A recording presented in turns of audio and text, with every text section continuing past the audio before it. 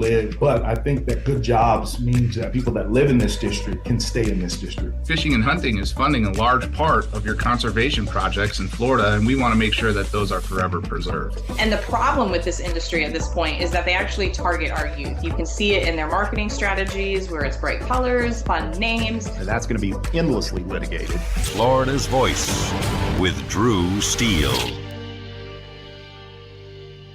What does life after service look like? Kicking back? Taking it easy? We believe it looks a little different. Fighting for all veterans. Making sure they get the benefits and care they've earned. Rebuilding communities after disaster strikes. And adapting to support today's veterans. Meeting them where they are. The VFW. Still leading. Still advancing. Still serving. Get involved at stillserving.org. I can trace family members who served from World War I to today, each one helping shape who I am. My family chose to share their stories with the Library of Congress Veterans History Project. Voices, letters, and memories that bring their service to life. Searching for their stories was easy. You can discover powerful stories too, told through the voices of America's veterans. Explore, remember, and share at loc.gov/vets. Half of young adults are at risk of hearing damage from loud sounds. So why is this happening? We know not to bake in the sun for hours and to get our eyes checked regularly. We buckle up to save lives. And we know that smoking kills. So do poor diet choices and poor life choices. But why are we so reckless with our hearing? We take hearing for granted. Hearing damage from loud sounds is permanent, but preventable. We take common sense steps for our health every day. Let's make hearing part of it. Wear earplugs. Turn it down. Give your ears a rest. Love your ears. Learn more at hearinghealthfoundation.org. Keep listening. Hey, it's Drew Steele, and I have to tell you, when my wife and I talked about getting new kitchen countertops for our house, we know who to call. Rock Solid Countertops and More, 2240 J&C Boulevard in Naples. And they have been absolutely amazing. Hugo and the team are the best. The workmanship has been absolutely incredible. The install was so easy. The process was perfect. Taking everything out, bringing the new stuff in. The quartz countertop is unbelievably beautiful, and my wife is super happy, I'll tell you. You know they have the best quality and selection of marble, quartz, granite, and a one-stop shop for all of your kitchen, outdoor, and bathroom needs. I've known it for years. I've lived in Southwest Florida 40 years. There was really only one place I was going to go. It's Rock Solid Countertops and More. I would suggest you give them a call, 596-7676. They're at 2240 J&C Boulevard in Naples. Find out what they can do for you. Countertops, cabinets, plantation shutters, they do it all. Rock Solid Countertops and More. The other day, a man called saying my electric was way past due. He threatened to turn off my power if I didn't buy a gift card to pay the bill. I said, look, fella, I wasn't born yesterday. Gift cards are for gifts, not for paying bills, and I'm sure as heck not buying you a gift. So I hung up on the crook, and my lights never went out. Know the signs of scams and leave scammers in the dust. If someone asks for a gift card as payment, it's likely a scam. A public service message from the Better Business Bureau. We all have someone we love, like the favorite lyric in our favorite song. You can't imagine life without them. Cancer screening tests can help keep the person you love around longer by detecting changes before cancer develops, or catch it early when it may be easier to treat. And many tests are available for free or covered by insurance. It's time to sound like a broken record. Tell all your friends and family, I love you. Get screened. Visit cancer.org/getscreened to learn more. You know, a lot of times you have to choose between something high quality or something that saves you money. But if you could get both, why not? Especially when it comes to healthcare, and that is MediShare. You get both. Many families save $500 a month with MediShare, and that's huge. But it's also true that people wind up way more satisfied, too. The member satisfaction rate for MediShare is double that of the typical health insurance plan. Double. That's because MediShare works. It has for more than 30 years. It's a community of Christians who have shared more than $5 billion of each other's bills. People love having telehealth. They love the huge PPO network. So, yeah, really, you can save a ton and like it better. Imagine being happy with how you're taking care of your health care. So if you're self-employed or part of the gig economy, or you just want a plan you're happy with, you can call right now and get a price in 2 minutes. Here's the number. Just call 855-SHARE-40. That's 855-SHARE 40. 855-SHARE-40. Thank you for waking us all up out here, for all you do. And thank you for giving us the voice. For being out there helping keep the constitutional republic. I want to thank you for your support for veterans in the military. Educating us. Standing up for conservatism. Giving us the truth. Florida's Voice with Drew Steele. Oh, hi. Didn't see you standing there. Hello. It's Drew Steele, Big D on the other side of the glass. Nina's in the breaking newsroom, and you hanging out with us at FL Voice News on YouTube, Rumble, X, Facebook, and Instagram. And every time I do that joke, D always looks at me, and he always forgets why I do that, just because I still think that's funny. Do you remember? I've done it I did it once before this week.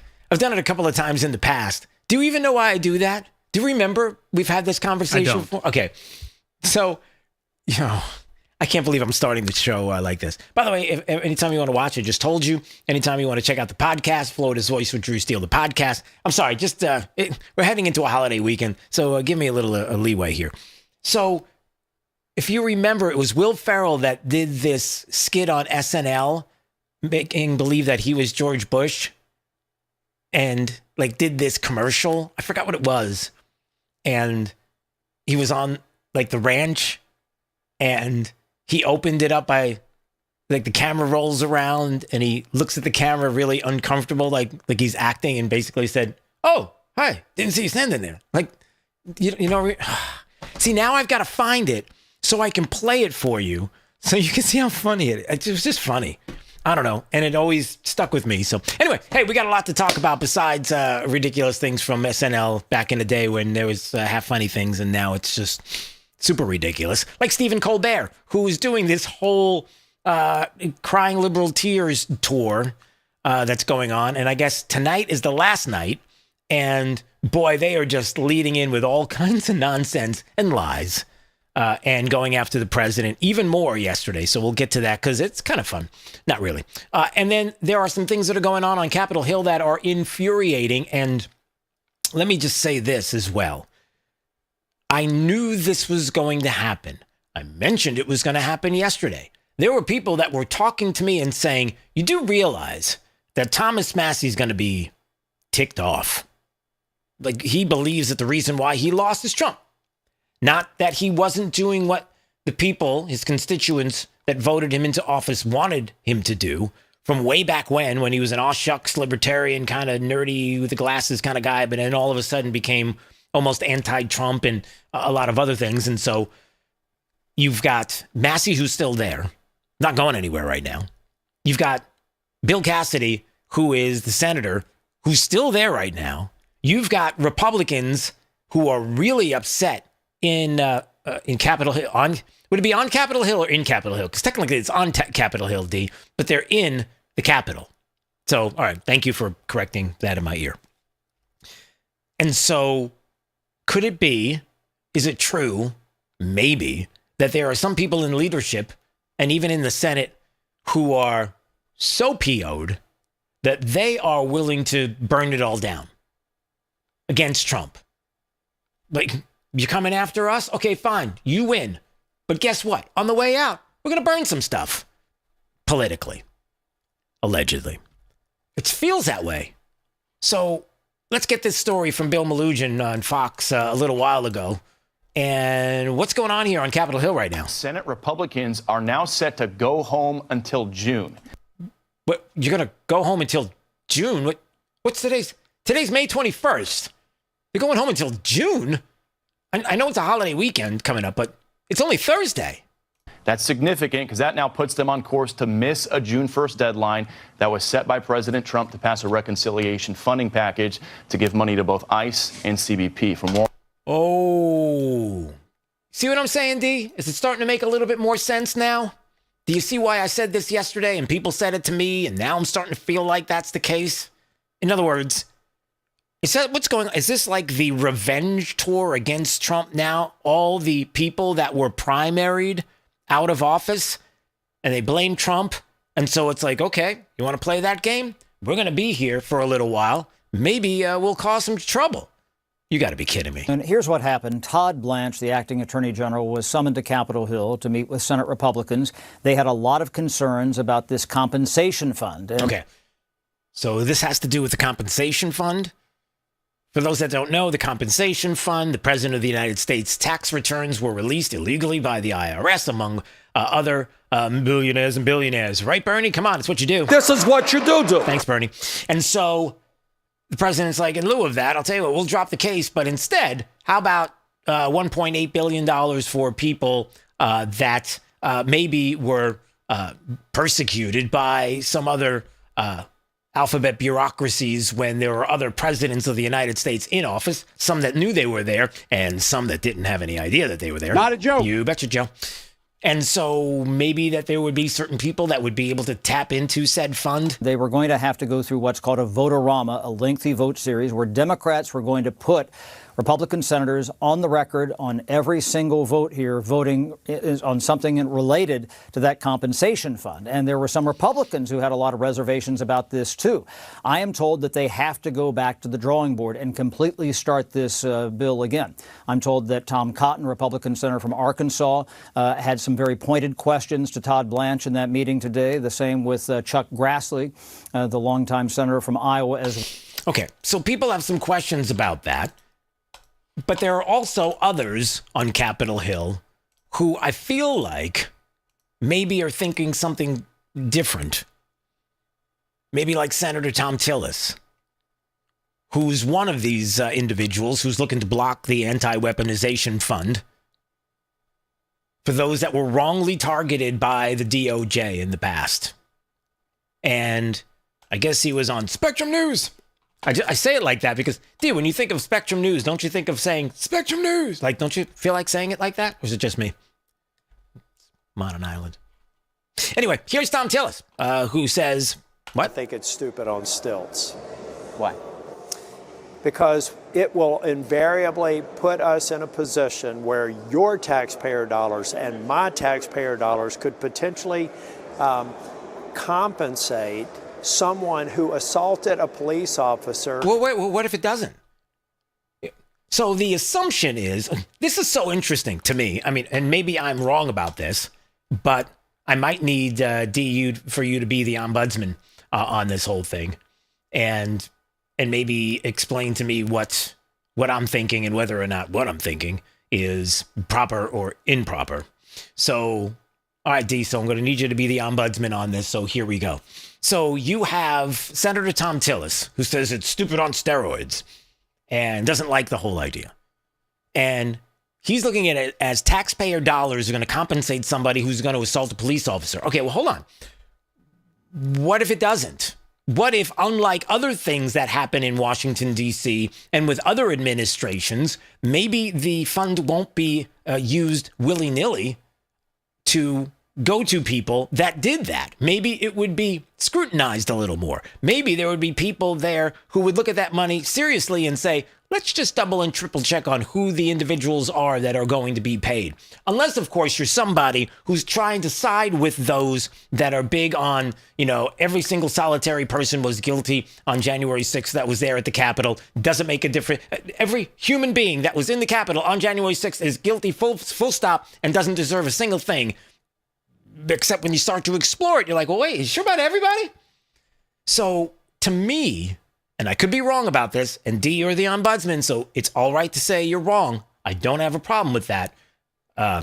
Like my wife, I give you permission to tell me I'm wrong. But I might have something to say about it afterwards, but that's okay.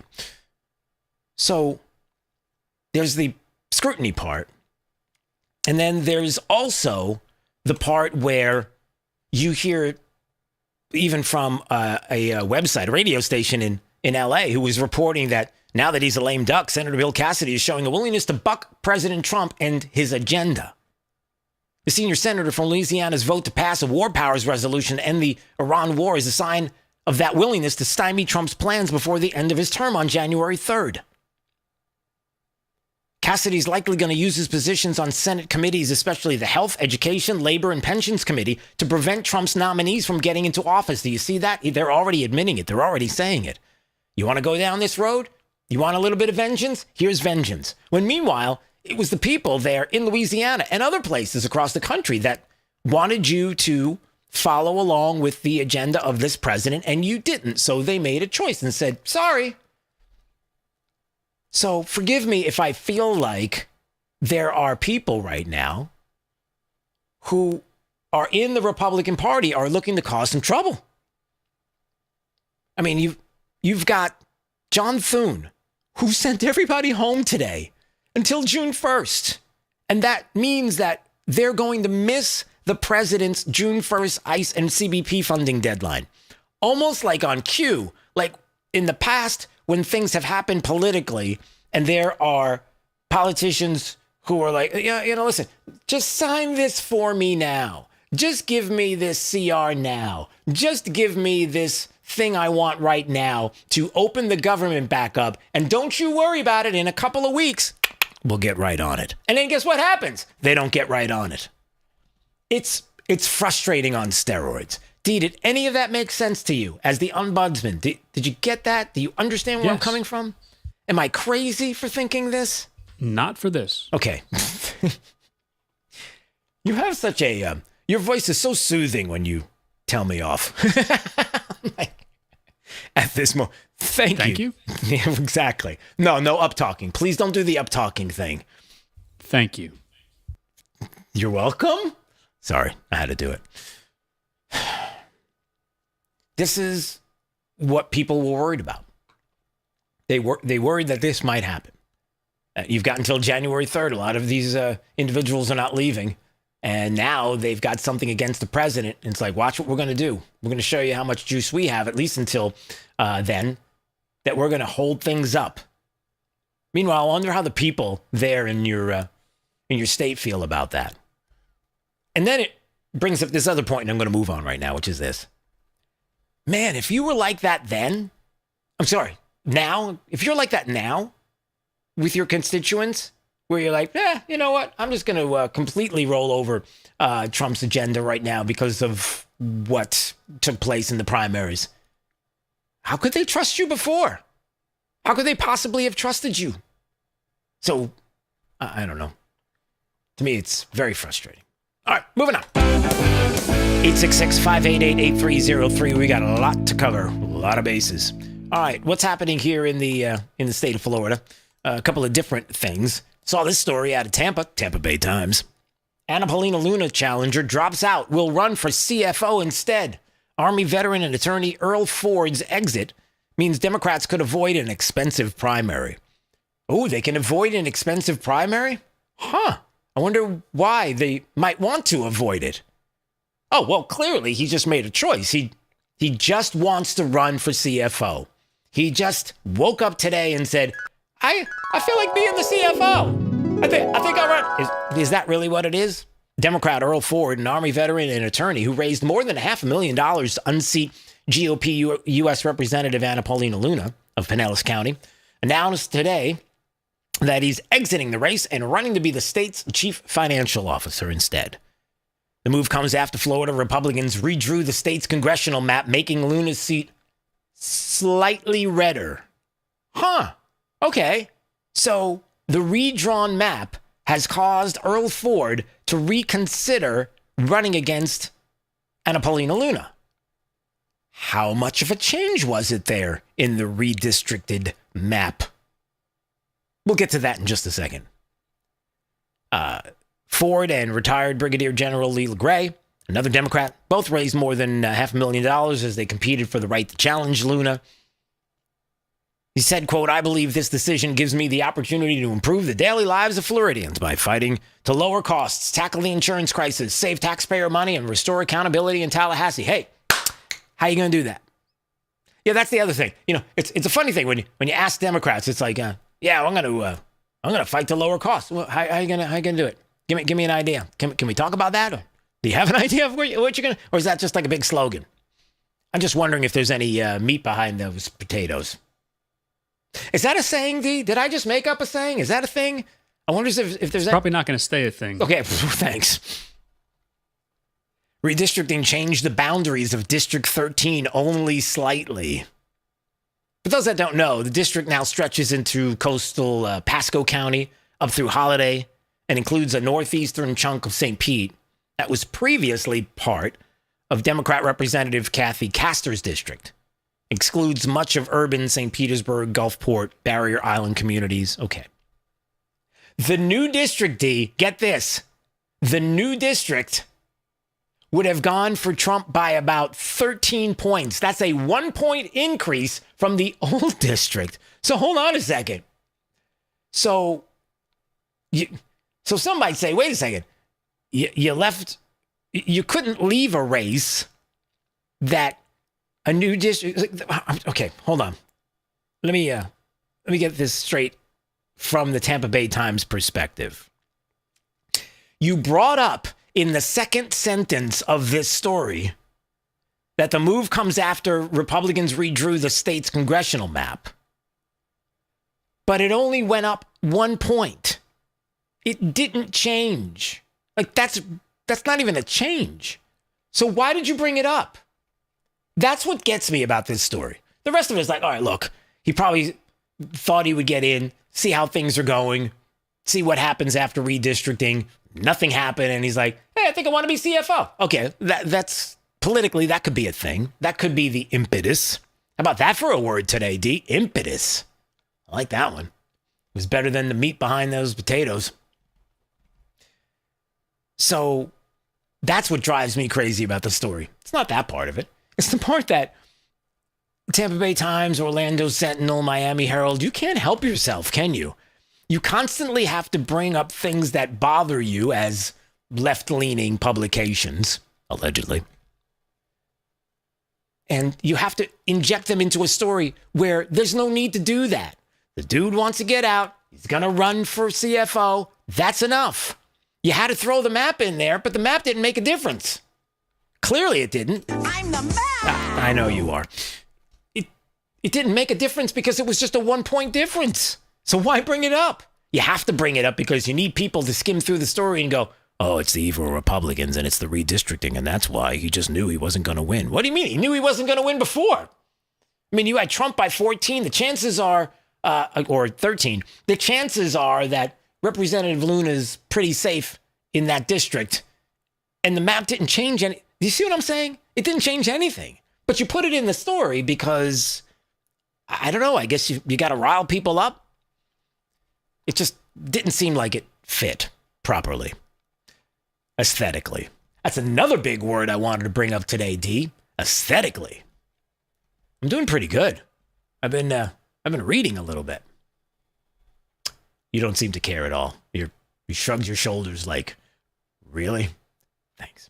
All right, moving on. Anytime you want to watch NFL Voice News on YouTube, Rumble, X, Facebook, and Instagram. All right. A couple of stories we'll get to after the break because I need to spend some time with it. We talked about climate change yesterday. There was some news on that. And how dare you? I know. And we talked about how there was one senator that was sitting with Al Gore and tried to make it sound like heart and lung disease is about climate change. And we were like, wait, what? Well, there's more on the climate change front even today, where you had a couple of well-known people, one being Jane Fonda. Yeah, she's still getting attention. You might ask why. I don't know why, but she is. I guess she might be. D, is she still acting, Jane Fonda? I think she's still, right? I couldn't tell you. Yeah, I couldn't tell you either. I don't know. And she's making some headlines today because here's what you need to know. There are really big stretches or leaps that Democrats are taking on climate change to get people worked up, riled up, and to feel like there's something going on. I'll tell you what, I'm not going to wait. I'll just play it. So on the heels of former Senator Bill Frist, who was talking yesterday about surgically looking at hearts and lungs and was worried about some of the things he was seeing. And it wasn't an epiphany, because you kind of overstated if you say it's an epiphany. But asking myself, what does happen upstream? Yes, genetics is probably 30% of it, but what's the other 70%? So he's like 30%. He was talking about heart and lungs, and he was talking about lungs in particular and the tar and everything that was in there. It sounded like the person was a smoker. But then he started to think, what about upstream? I mean, maybe 30% genetics, or what about the rest of it? Like, maybe it's climate. And then he pivots to climate change. Like, that's how you got the tar and everything in your lungs, is climate change. And then he went on this convoluted road of, I don't know, went right down to the seed, and then the seed was in the ground, and then the ground got some oil spilled on it. I don't know, I'm making that up, but I don't know. It's just, again, trying to get the climate change people riled up once again about doing something and spending money. On the heels of what we found out yesterday, and I think we brought it up, that the President of the United States was talking about and putting on his Truth Social about the UN and maybe all the climate predictions that they've had for a really, really long time were wrong. Like, literally, the UN's like, sorry about that. Yeah, all the things that we talked about with climate change and how we're all going to die now. Yeah, we were wrong about that. So wait a second. People spend billions, trillions of dollars trying to do something about the climate because of your numbers. And now you're saying, oops. And after the UN Climate Change Panel admitted that the models on climate change had been wrong from the beginning, all the disasters, it's like Canada comes along and says, hold my beer. We're not done with this yet. Here's the Prime Minister, Mark Carney, I guess today. We need almost 2 million Canadians to transition from expensive propane, oil, electric baseboard heating to more affordable electric heat pumps. And with the right investment, 7 in 10 Canadians will pay less for their energy by 2050. That's more than $15 billion back into their pockets. So wait, what? That's right. In Canada, they're like, hold on a second. We know all this news came out. We know that everybody's talking about how the UN Climate Change Panel admitting that the models were wrong and maybe we're not all going to die. Now. So there's Mark Carney, who's like, yeah, we need to spend millions of dollars and we need millions of households to switch over to electric heat pumps. And it's going to lower the energy costs and strengthen the company's net zero transition. We'll master our destiny if we can master energy. Okay. So even with that news, they're still doing it. And then, maybe we'll talk about this later, Jane Fonda comes along, and I guess she's saying we can't have a stable democracy in the United States unless we fight climate change. Did you not hear the UN climate change hoax story there? All right, top of the news coming up next. You're listening to Florida's Voice with Drew Steele. You know, a lot of times you have to choose between something high quality or something that saves you money. But if you could get both, why not? Especially when it comes to healthcare, and that is MediShare. You get both. Many families save $500 a month with MediShare, and that's huge. But it's also true that people wind up way more satisfied, too. The member satisfaction rate for MediShare is double that of the typical health insurance plan. Double. That's because MediShare works. It has for more than 30 years. It's a community of Christians who have shared more than $5 billion of each other's bills. People love having telehealth. They love the huge PPO network. So, yeah, really, you can save a ton and like it better. Imagine being happy with how you're taking care of your health care. So if you're self-employed or part of the gig economy, or you just want a plan you're happy with, you can call right now and get a price in 2 minutes. Here's the number. Just call 855-SHARE-40. That's 855-SHARE-40. 855-SHARE-40. Hey, Max, you look absolutely dashing in that purple tie. Ready to harness the world? You bet, Daisy. I'm ready as I'll ever be. And might I say, your purple tie really pops with your vest. Thanks. I almost went with a cape, but didn't want to come across as pretentious. Nonsense. Anyone in our line of work should rock a cape. You might be onto something, Max. Phew, so here we go. First day on the job. We've got this, right? Right. Don't forget, we both graduated from Dogs Inc. with honors. Which means I can guide my human around a busy city with ease. And I can give my human a restful night. I hope my human is kind and loving. And I hope mine likes wet kisses and zoomies. Ready to make a difference? Born ready. Let's go. Discover how extraordinary dogs like Daisy and Max change lives at no cost to the recipients. Visit dogsinc.org. After my injury, I lost my sense of purpose. I lost the ability to tuck my daughters into bed. Homes for Our Troops build specially adapted homes with features that allow our veterans to function independently and focus on their recovery and family. This life-changing gift of freedom is provided mortgage-free, thanks to our donors and supporters. Homes for Our Troops gave me a home where I can be a dad. Homes for Our Troops gave me a brighter future. We need you to join us too in completing this important mission. Learn more at hfotusa.org. I'm Chris Jakovic. I served in the United States Air Force and I deployed 3 times. Being a veteran, it's interwoven into your DNA, is really the absence of the connection and the purpose that can really drive a lot of veterans to some negative thoughts. For those who are in a suicidal crisis, the window of time to save somebody's life is very short. Our duty is to protect ourselves and protect our families, and one way you can do that is store your weapons safely. Store all your guns securely. Help stop suicide. Brought to you by End Family Fire and the Ad Council. Since the dawn of time, man and wildlife have shared a connection. And hunting traditions passed down from generation to generation have connected man to the natural world. From bow and arrow to hook and bullet, as man evolved, our link to those traditions remains. Yet today, our basic instinct to provide and as part of the hunt, to conserve and appreciate the natural world has fallen under attack for the first time in human history. Misguided politicians and radical activists pushing an agenda to end hunting as we know it are leading a war against our heritage. In their misguided policies and protests, they demonize hunters and belittle our way of life. The result? Hunters leaving the sport in droves while our wildlife and ecosystems suffer the consequences as conservation funding dries up. Named after the father of the North American model for wildlife conservation, the International Order of T. Roosevelt is fighting in the arena to protect and expand the rights of hunters everywhere.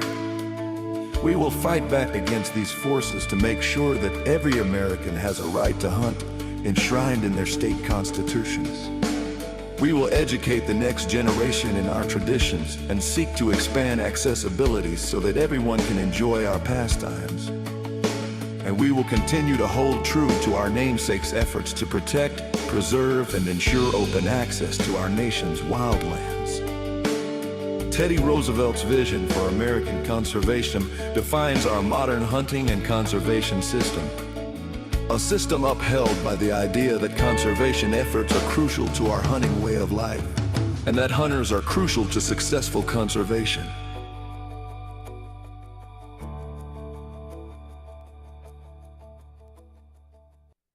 Hey, it's Drew Steele. Look, are you still playing defense with your money? It's time to shift gears and seize the fresh opportunities this new pro-business environment has to offer. That's exactly what certified financial planner professional Alfie Townsend and the team at Advantage Retirement Group do for high net worth investors like you, helping you go on the offense with advanced tax strategies, thoughtful risk management, and forward-thinking financial planning. Imagine enjoying the retirement lifestyle you've worked so hard to achieve, all while staying one step ahead, and in a changing world, you've got to do it. Alfie and his team design personalized strategies to strengthen your financial foundation so you can focus on living life on your terms. Ready to find out more? Text VISIT to 239-747-7470. Again, you can call or text 239-747-7470. Schedule your one-on-one consultation today and see how a proactive approach can help you thrive no matter what the market does next. Don't wait. Call or text VISIT to 239-747-7470 right now.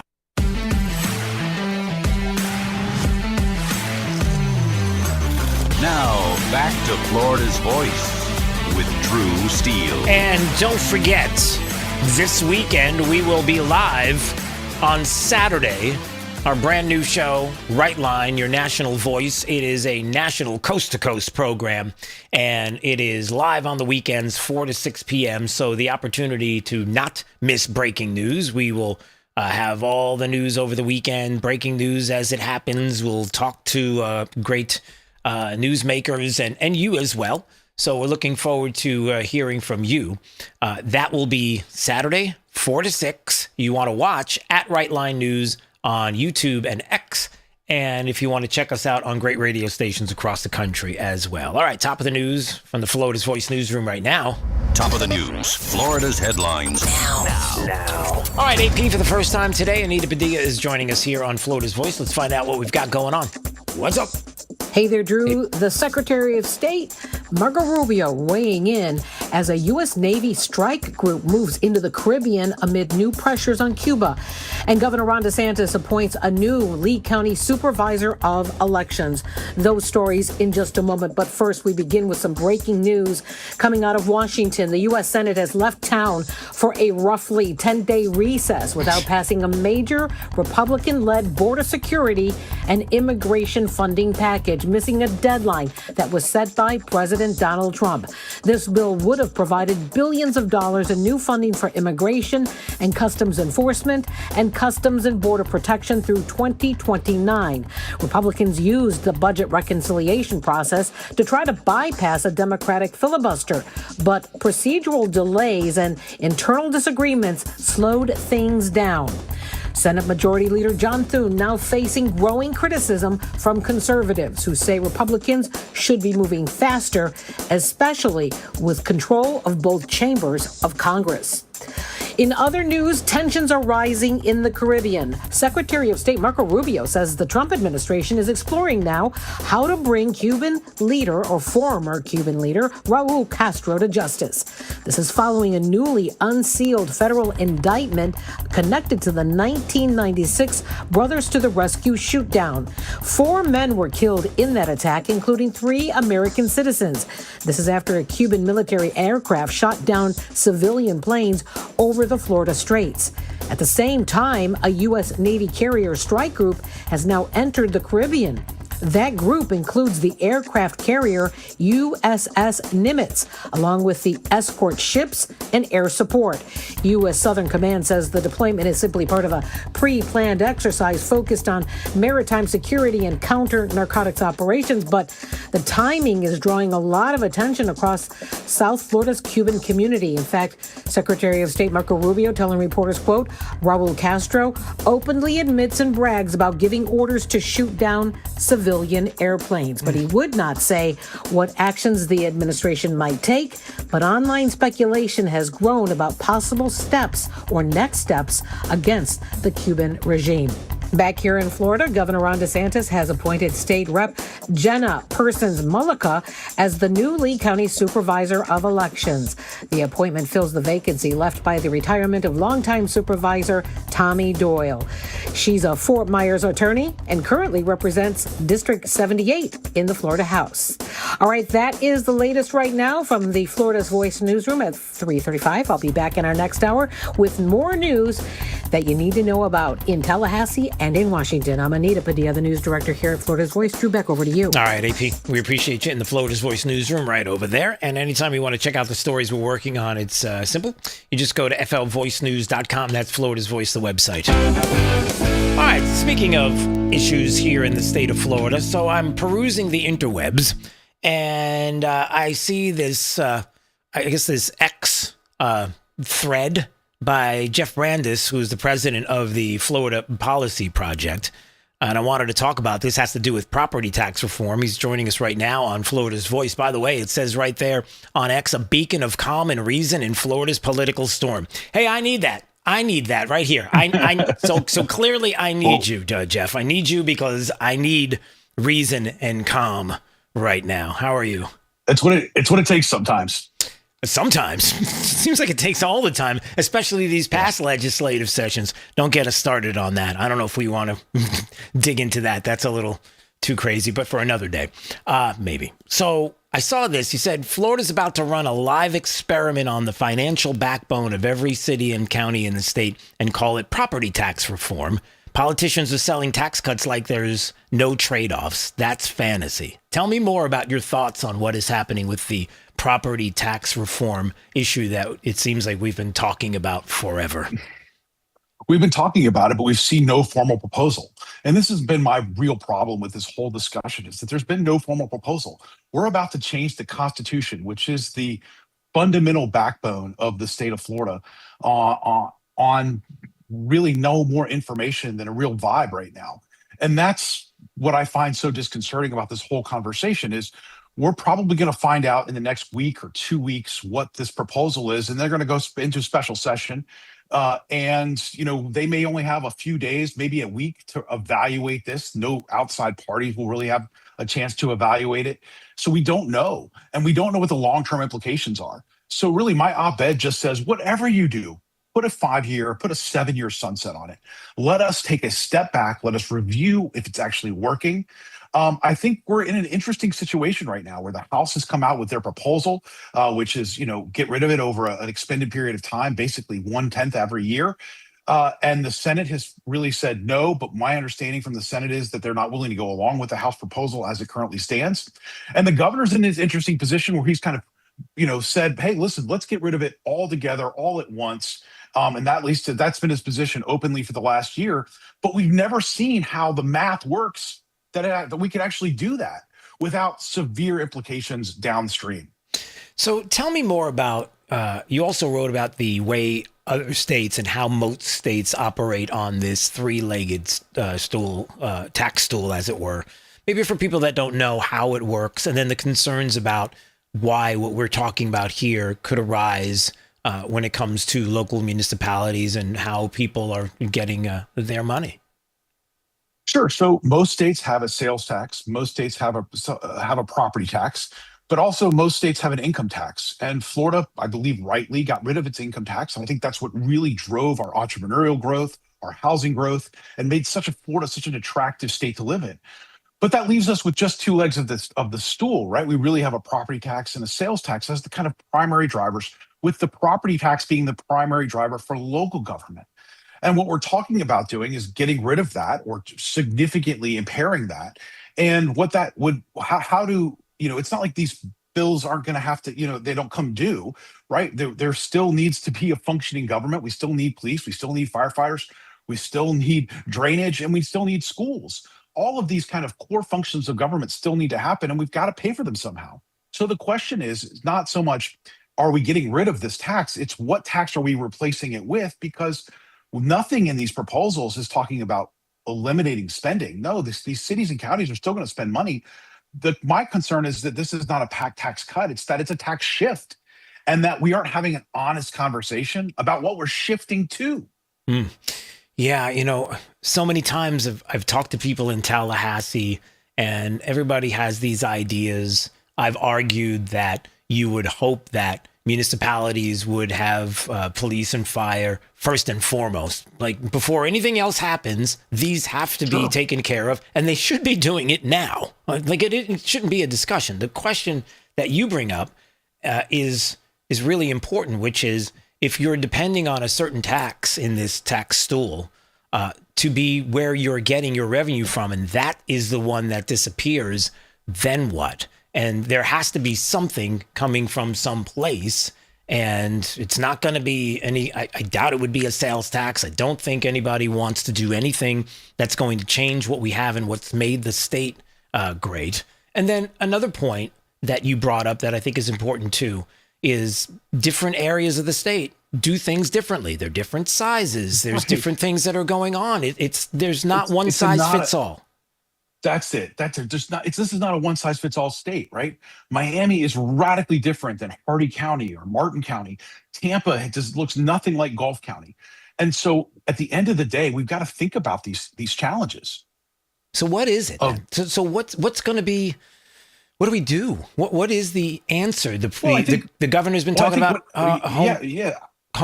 He's been talking. He's talked about it for a year. Yeah. He vetoed the $1 million that the legislature gave him to do a public and open study on this. The only study that we have that's really in depth is done by the League of Cities, and it's pretty damning against this proposal overall. right? And yet we have this conversation that's going on, whether it be the Doge committee or whatever, about how some cities have extended funds that we would disagree with. But it isn't every city. And what we see is that there's again, all these cities are going to react differently to this proposal. So, and we know that some cities are going to look to raise sales tax. They're going to look to raise other taxes. The challenge with that is sales tax goes to the state and then is allocated back down to the cities and counties. So the last thing we want to do is basically remove all home rule of cities and counties and make them coming to beg like Oliver, asking for more gruel every year to the state legislature to pay for basic services.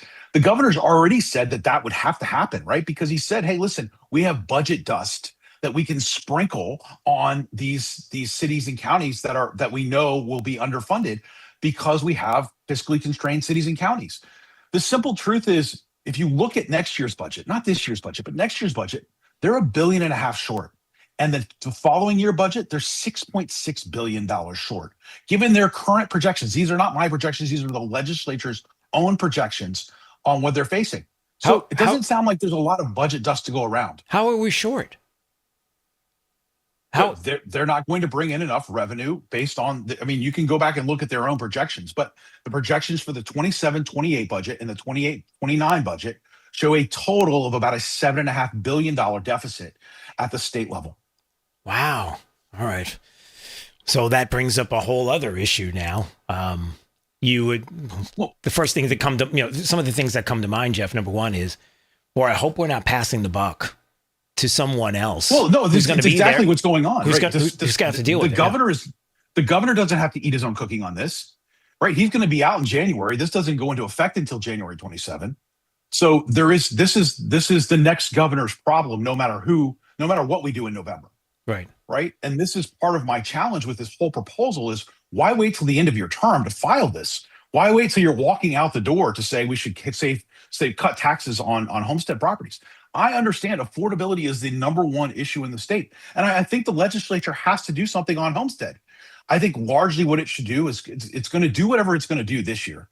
All I'm proposing is that no matter what it does, put a 5-year, a 7-year stopgap in that requires us to take another look overall at the homestead property tax system in Florida, which is honestly a patchwork quilt built over decades that frankly hurts some people in this process, right? Renters get nothing from the homestead tax. And my main concern is a third of Floridians rent.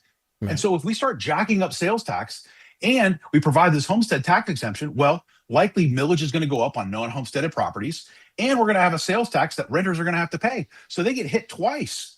Wow. So maybe we got about a minute left. So maybe we just, I hate to say it, but take a pause on this. Maybe we just wait. Well, look, I think it was up to me. We would say, listen, this is an interesting idea. Let's kick it to we have a taxing and budget commission that's constitutionally mandated that comes in 2 years. Let's push to that end. If we're going to do something in the interim, let's do a larger homestead tax exemption. But again, the key provision for me is a sunset, because a sunset allows us to take a deeper dive into this whole issue and know that it's going to be reviewed in a couple of years. I am not anti-tax cut. I'm all for cutting taxes whenever and wherever possible. Right. But I'm also for a deep, thoughtful, long-term review of this. This is not something we just want to stick on the wall of the Constitution and let it rest there forever, because we don't know what the downstream effects are. We don't know whose ox gets gored with this policy proposal. Got it. All right, Jeff, great to see you, and I hope to have you back. President of the Florida Policy Project, Jeff Brandes, joining us here on Florida's Voice. And it says a beacon of common reason. You definitely have a lot of reason. There's no doubt about it, but you didn't make me calm. I'm all worked up, Jeff. I'm crazy now. Well, now I don't know what to do.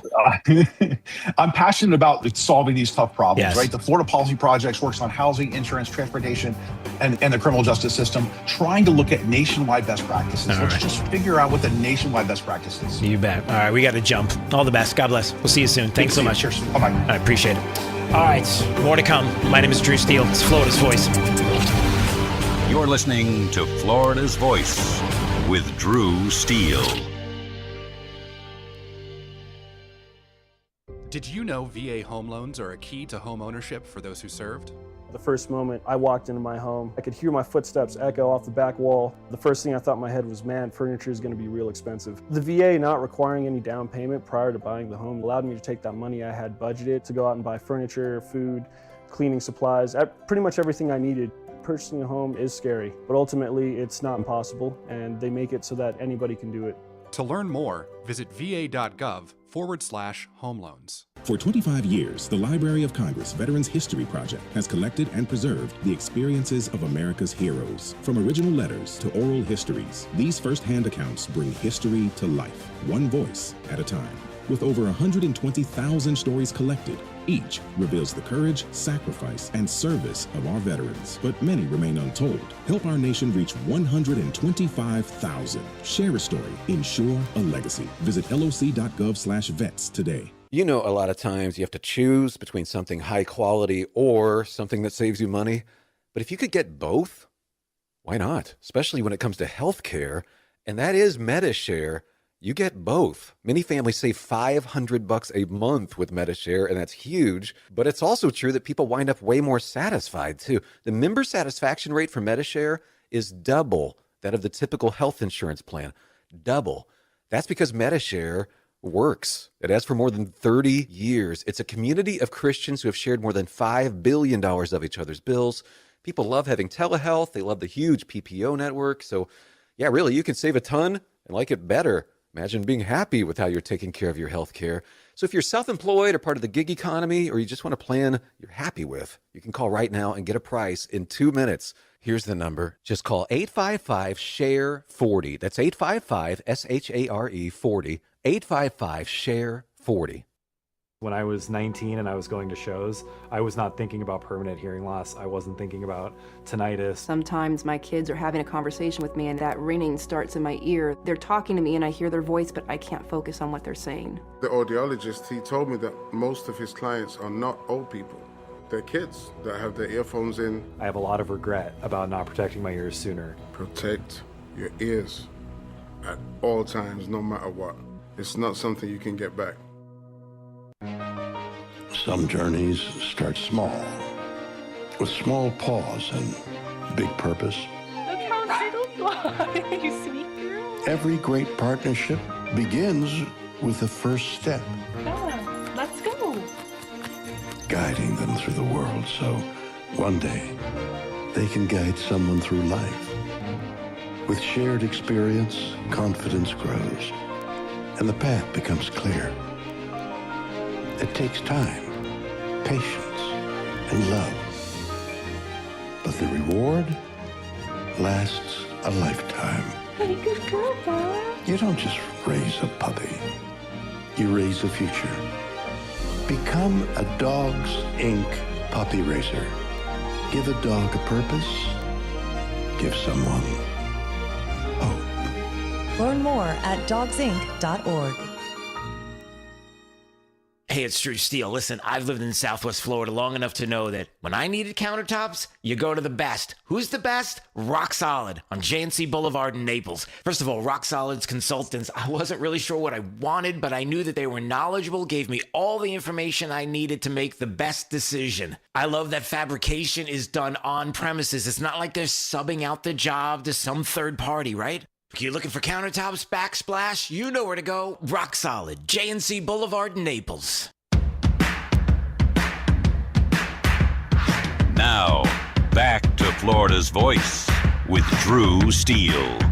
I'm honored, you know what I'm saying, to be able to bring these United States Olympic athletes here to Las Vegas. I am a big supporter of women's sports. I'm sorry to interrupt you. My colleagues are reminding me that we need your name for the record. I'm sorry. My name is Flavor Flav. William Drayton, a.k.a. Flavor Flav. I'm sorry, guys. When a lot of people come to Vegas, they think of Flav. Everybody says I should run for mayor. I might be your next mayor. I'm just joking. Hey, D, you don't see that very often. So Tuesday, there was a Clark County Commission meeting, and Flavor Flav is speaking on behalf of an event he wants to put on. I guess it's called She Weekend, and it's like female Olympic athletes doing all kinds of Olympic stuff. And so they eventually approved it, but as he's talking, they're like, well, for the record, we need to know your name. And he's like, doesn't everybody know Flavor Flav? Like, you have to ask me my name? Seriously? Are we doing this right now? So, yeah. So, it's I just thought that was kind of funny because there are probably... would you say there are a lot of people? There's probably... Yeah, there are a ton of people, maybe not in our communities across the state necessarily. Some areas there might be. But there are very few places in the country where you would have to introduce yourself if you were that famous. Like Flavor Flav, you know, everybody thinks of Vegas, they think of Flav, right, Dean? Like when you think of Vegas, don't you think of Flav? Not really. Never mind. All right. We're moving on. I don't even talk about this anymore. All right, 866-588-8303. I believe this is Joseph in Punta Gorda calling us right now here on Florida's Voice. How are you, Joseph? I'm doing well, brother. Yourself? I'm well, man. What's on your mind? So I kind of wanted to touch on the whole UN climate change discussion that they had. I thought that was super interesting when you were talking about it in Trump's tweet, because we all know that's all Democrats talk about is climate change is the boogeyman. Right. But watching it, I did a little bit more research, and it says that the UN Council actually said that it's not the worst case scenario, but we're not possible to get it under the 1.5 Celsius that we are expected to hit by, 2100? Yeah. And today, 128 countries, if I'm not mistaken, in the UN passed a resolution to move forward with continuing climate change protection. So I was curious about your opinion on that. Well, I worry about now. Like, if you bankrupt your country, you better believe we'll do a lot for climate change, because nobody's going to be around to do any of the things that they're used to doing. Driving vehicles, enjoying life, not having to struggle with what we know was the reason why, for example, prices were through the roof for gas during the Biden administration. We were told that we had to do this Inflation Reduction Act that even Joe Biden admitted at the time should have been called, a Climate Change Act, because that's what it was all about. And it put us into an inflationary period that's going to take a long time for us to get out. Imagine what it's going to do for the other countries to be on to this and then have to bow to what's going to be leadership that, quite honestly, can't put a finger on exactly how they're going to get those numbers to where they're supposed to be. And meanwhile, there are plenty of people that are like, are you sure you want to take away and do the things that you're describing? Because at this point, if we're talking about 2100, a lot of things can change in the meantime. So I just worry about now and what it does to countries. Do you see what I'm saying? Absolutely. I think that's a 100% valid point. Yeah. Especially considering inflation, as you mentioned, during Biden's period. Yeah, exactly. Yeah, listen, Joseph, we got to jump. We're up against the break, but I appreciate the call, my friend. Call anytime. 866-588-8303 is the phone number. You're listening to Florida's Voice with Drew Steele. My name is Corporal Bradley Joseph Seitz. Jerry Reed. Kate Weber. These are real veterans facing a real challenge. I have PTSD. And I have PTSD.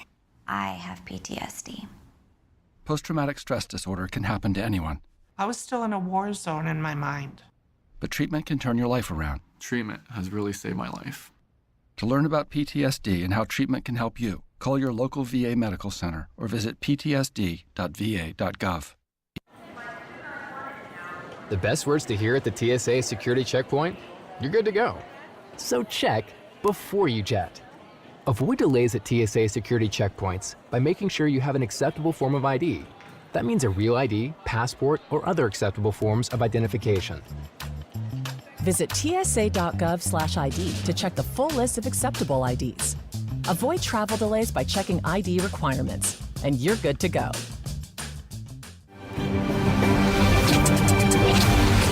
You're listening to Florida's Voice with Drew Steele.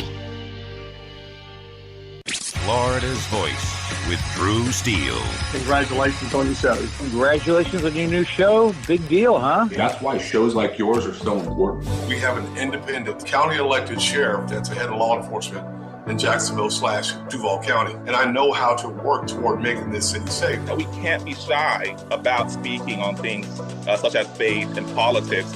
We have to remember, in a free society, the public square belongs to all of us. I'm not interested in North Florida looking like Orlando or Miami. I love where we live, but I think that good jobs means that people that live in this district can stay in this district. Fishing and hunting is funding a large part of your conservation projects in Florida, and we want to make sure that those are forever preserved. And the problem with this industry at this point is that they actually target our youth. You can see it in their marketing strategies, where it's bright colors, fun names. And that's going to be endlessly litigated. Florida's Voice with Drew Steele. What does life after service look like? Kicking back? Taking it easy? We believe it looks a little different. Fighting for all veterans. Making sure they get the benefits and care they've earned. Rebuilding communities after disaster strikes. And adapting to support today's veterans. Meeting them where they are. The VFW. Still leading. Still advancing. Still serving. Get involved at stillserving.org. I can trace family members who served from World War I to today, each one helping shape who I am. My family chose to share their stories with the Library of Congress Veterans History Project. Voices, letters, and memories that bring their service to life. Searching for their stories was easy. You can discover powerful stories too, told through the voices of America's veterans. Explore, remember, and share at loc.gov/vets. Half of young adults are at risk of hearing damage from loud sounds. So why is this happening? We know not to bake in the sun for hours and to get our eyes checked regularly. We buckle up to save lives. And we know that smoking kills. So do poor diet choices and poor life choices. But why are we so reckless with our hearing? We take hearing for granted. Hearing damage from loud sounds is permanent, but preventable. We take common sense steps for our health every day. Let's make hearing part of it. Wear earplugs. Turn it down. Give your ears a rest. Love your ears. Learn more at hearinghealthfoundation.org. Keep listening. Hey, it's Drew Steele, and I have to tell you, when my wife and I talked about getting new kitchen countertops for our house, we know who to call. Rock Solid Countertops and More, 2240 J&C Boulevard in Naples. And they have been absolutely amazing. Hugo and the team are the best. The workmanship has been absolutely incredible. The install was so easy. The process was perfect. Taking everything out, bringing the new stuff in. The quartz countertop is unbelievably beautiful, and my wife is super happy, I'll tell you. You know they have the best quality and selection of marble, quartz, granite, and a one-stop shop for all of your kitchen, outdoor, and bathroom needs. I've known it for years. I've lived in Southwest Florida 40 years. There was really only one place I was going to go. It's Rock Solid Countertops and More. I would suggest you give them a call, 596-7676. They're at 2240 J&C Boulevard in Naples. Find out what they can do for you. Countertops, cabinets, plantation shutters, they do it all. Rock Solid Countertops and More. The other day, a man called saying my electric was way past due. He threatened to turn off my power if I didn't buy a gift card to pay the bill. I said, look, fella, I wasn't born yesterday. Gift cards are for gifts, not for paying bills, and I'm sure as heck not buying you a gift. So I hung up on the crook, and my lights never went out. Know the signs of scams and leave scammers in the dust. If someone asks for a gift card as payment, it's likely a scam. A public service message from the Better Business Bureau. We all have someone we love, like the favorite lyric in our favorite song. You can't imagine life without them. Cancer screening tests can help keep the person you love around longer by detecting changes before cancer develops, or catch it early when it may be easier to treat. And many tests are available for free or are covered by insurance. It's time to sound like a broken record. Tell all your friends and family, I love you. Get screened. Visit cancer.org/getscreened to learn more. You know, a lot of times you have to choose between something high quality or something that saves you money. But if you could get both, why not? Especially when it comes to healthcare, and that is MediShare. You get both. Many families save $500 a month with MediShare, and that's huge. But it's also true that people wind up way more satisfied, too. The member satisfaction rate for MediShare is double that of the typical health insurance plan. Double. That's because MediShare works. It has for more than 30 years. It's a community of Christians who have shared more than $5 billion of each other's bills. People love having telehealth. They love the huge PPO network. So, yeah, really, you can save a ton and like it better. Imagine being happy with how you're taking care of your health care. So if you're self-employed or part of the gig economy, or you just want a plan you're happy with, you can call right now and get a price in 2 minutes. Here's the number. Just call 855-SHARE-40. That's 855-SHARE 40. 855-SHARE-40. Thank you for waking us all up out here, for all you do. Thank you for giving us the voice. For being out there helping keep the constitutional republic. I want to thank you for your support for veterans in the military. Educating us. Standing up for conservatism. Giving us the truth. Florida's Voice with Drew Steele. Well, hey, everybody. Glad you're joining us today on Florida's Voice. My name is Drew Steele. Big D on the other side of the glass. Nina's in the breaking newsroom. And you hanging out with us at FL Voice News on YouTube, Rumble, X, Facebook, and Insta, as the kids like to say. Coming up in just a little bit, the President of the United States doing everything that he possibly can to help with businesses, small businesses, large corporations, the citizens of the United States, to bring costs down and to help get rid of the crazy, insane regulations that were put on us by certain people in the past that we don't want to name. Hey, Esther. So we didn't want to name anybody. But anyway, he terminated the Biden-era refrigerant rules, and that's billions of dollars in savings for you and me and businesses. We'll get to that coming up. Plus, of course, while he's in the Oval, he's taking questions from the press, which is always fun. So we'll get to that coming up in just a minute. But first, it's always great to have Lee County Sheriff Carmine Marcino on the program with us here on Florida's Voice. National Police Week and then some. We've got to talk about all kinds of things today. It's good to hear from you, Sheriff. How's everything? Great to be here, Drew. Always good to hear from you. And first of all, last week, National Police Week. Talk about what that means to you in the community as the sheriff there in Lee County, and also, you know, when it comes to officers and how important it is to recognize and remember our officers on a daily basis. Of course. I mean, so it's always important that we stop and we think about those that paid the ultimate price.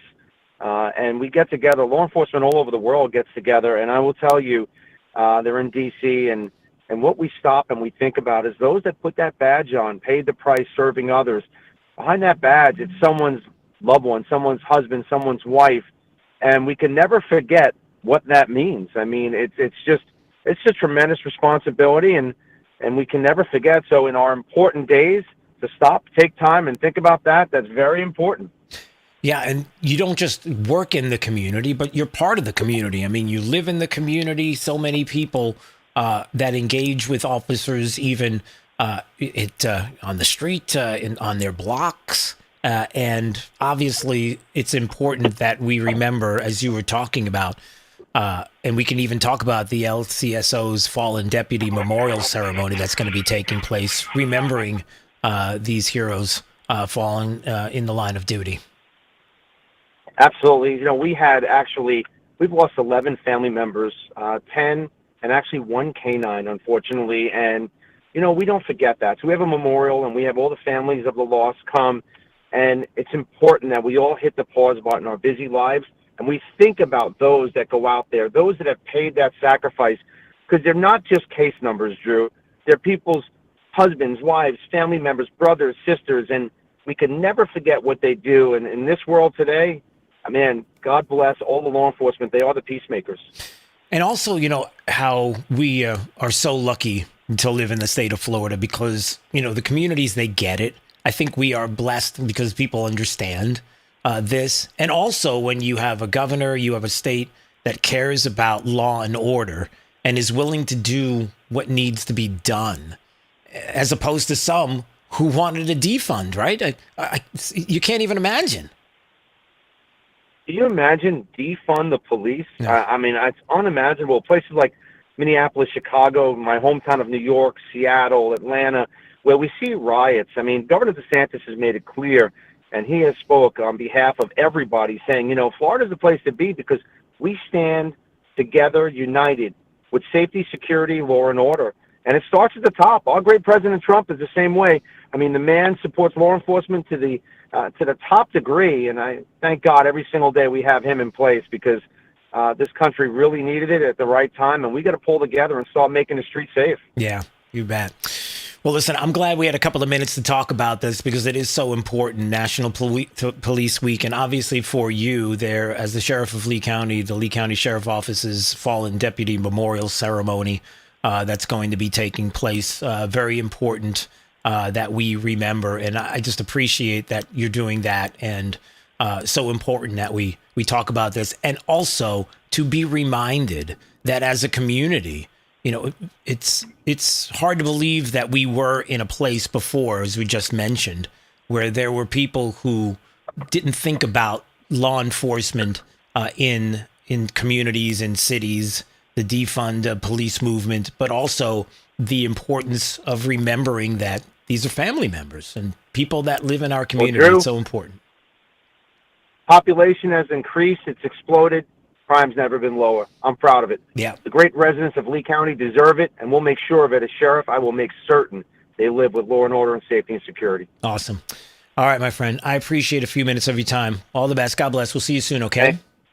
God bless. Thank you, sir. Sheriff. Thank you. That's Sheriff Lee County, Carmine Marcino, joining us here on Florida's Voice. All right. Anytime you want to watch NFL Voice News on YouTube, Rumble, X, Facebook, and Instagram.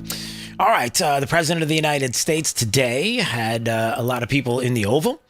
He terminated the Biden-era regulations on refrigerants used in refrigerators and air conditioners. We talked about it. So many things that, you know, we were talking about climate change and just a little while ago. And last hour, we were talking about some of the things that have been discussed. And we may talk about it a little more because they're starting to pivot now because they're trying to get people riled up to get back to talking more about the existential threat. We may not be here in a couple of more minutes. It might be, now we're gone. Like, no, it's not going to happen like that. But anyway, and some of the clearly politically motivated moves that were made by the Biden administration to hurt you and I economically, businesses, right? So what this does is takes the regulations off of refrigerants, lowers the costs for consumers, protects jobs. It does so much. And there was a business owner that was talking about this today. As a matter of fact, this was an owner of one of the Piggly Wiggly food store chains, and he was talking about this there in the Oval. We operate 14 Piggly Wiggly stores in North Florida, Alabama, and Georgia. On behalf of NGA, the Piggly Wiggly family, which has about 250 stores in the Southeast, we want to thank President Trump for rolling this terrible Biden legislation back, because without it, there would have been a lot of independents out of business. And what people don't realize is it's just not a refrigerant change. It was a equipment change. And those equipment per store, you take a store, our stores run from 25 to 50,000 square feet. You could look for $800,000 to $1.5 million per store to do a change out. That would have and done. The new equipment would not be as good as the old equipment. No, absolutely not. It would be inferior equipment because you weren't able to use a refrigerant. It was thrown together too fast. The technology's not there yet. It's just way too fast. That's the problem. Good idea, but it's terrible. So you would have had all these independents go out of business. You'd had independents out of business, and you would have seen grocery prices soar. That's what would have happened if this would have went through. President Trump, thank you very much. On behalf of every independent in the United States, we cannot thank you enough for what you've done for us. There you go. So you're wondering why. How about that? Can you imagine if all of those stores had to change out a refrigerant system that could cost anywhere up to $1 million, and they weren't even as good? Like, that's crazy. Now, that's something that the Biden administration would do, and others would just laugh it off, and like Nancy Pelosi, because, it was all about the Inflation Reduction Act, which really was all about money and slush fund climate change. We'll get to that in just a second. So some of the other things that were talked about today, obviously the press gets the opportunity to ask questions, and let's see what they talked about today. So the president was asked about the ballroom, because of course it seems like there's this big focus constantly on the ballroom. But there are some things that the president really didn't want to mention about the ballroom, but because the press keeps nudging and pushing, and Democrats want to bring things up, maybe they brought up something that shouldn't have been brought up. Wait, what does that mean? Let's listen. Midterms, there is some backlash among Senate Republicans to some of the other priorities, the ballroom and that anti-weaponization fund. You clearly still have a strong hold in the Republican Party. Your candidates did very well this week during the primaries, but are you losing control? My candidates did well. Not all candidates did well. But are you losing control of the Senate, sir? Are you losing control of the Senate Republicans? I don't know. I really don't know. I can tell you, I only do what's right. I don't need money for the ballroom. I'm making a gift of the ballroom. This is the biggest misreporting that I've ever seen. The ballroom is being built. It'll cost. It was going to be $200 million. I've doubled the size of it because we need it, and it's being done in conjunction with the military and with the very much in conjunction with the military and Secret Service. We're on time, on budget. It's going beautifully. Have all the money I need. We're making a gift to the United States.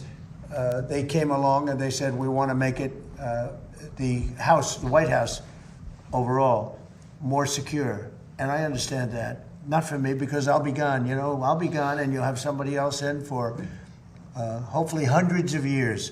But that's what they're doing it for. The ballroom is paid for. It's a gift. I mean, I want to make it clear, because so many people say, I thought you were giving this away. And all of a sudden, the money that they're spending is for security, having to do maybe around the ballroom and other parts of the house. But this is not for the ballroom. The ballroom is being a tremendous amount of what's being done with respect to the ballroom is for national security. What's being done with the ballroom is national security. Well, let them go on. Including, as an example, a drone port on top of which was top secret until litigation made it less than top secret. So there were some things about the ballroom. So the president's like, I'd like a big, beautiful ballroom. Why not? Especially when you think about the White House Correspondents' Dinner. It's like, can a president be someplace safe? That would be really good. And then it became, well, there's other things that we can do. And because of litigation, like, what are you doing? Now you have people that have disclosed things that I guess were supposed to be top secret.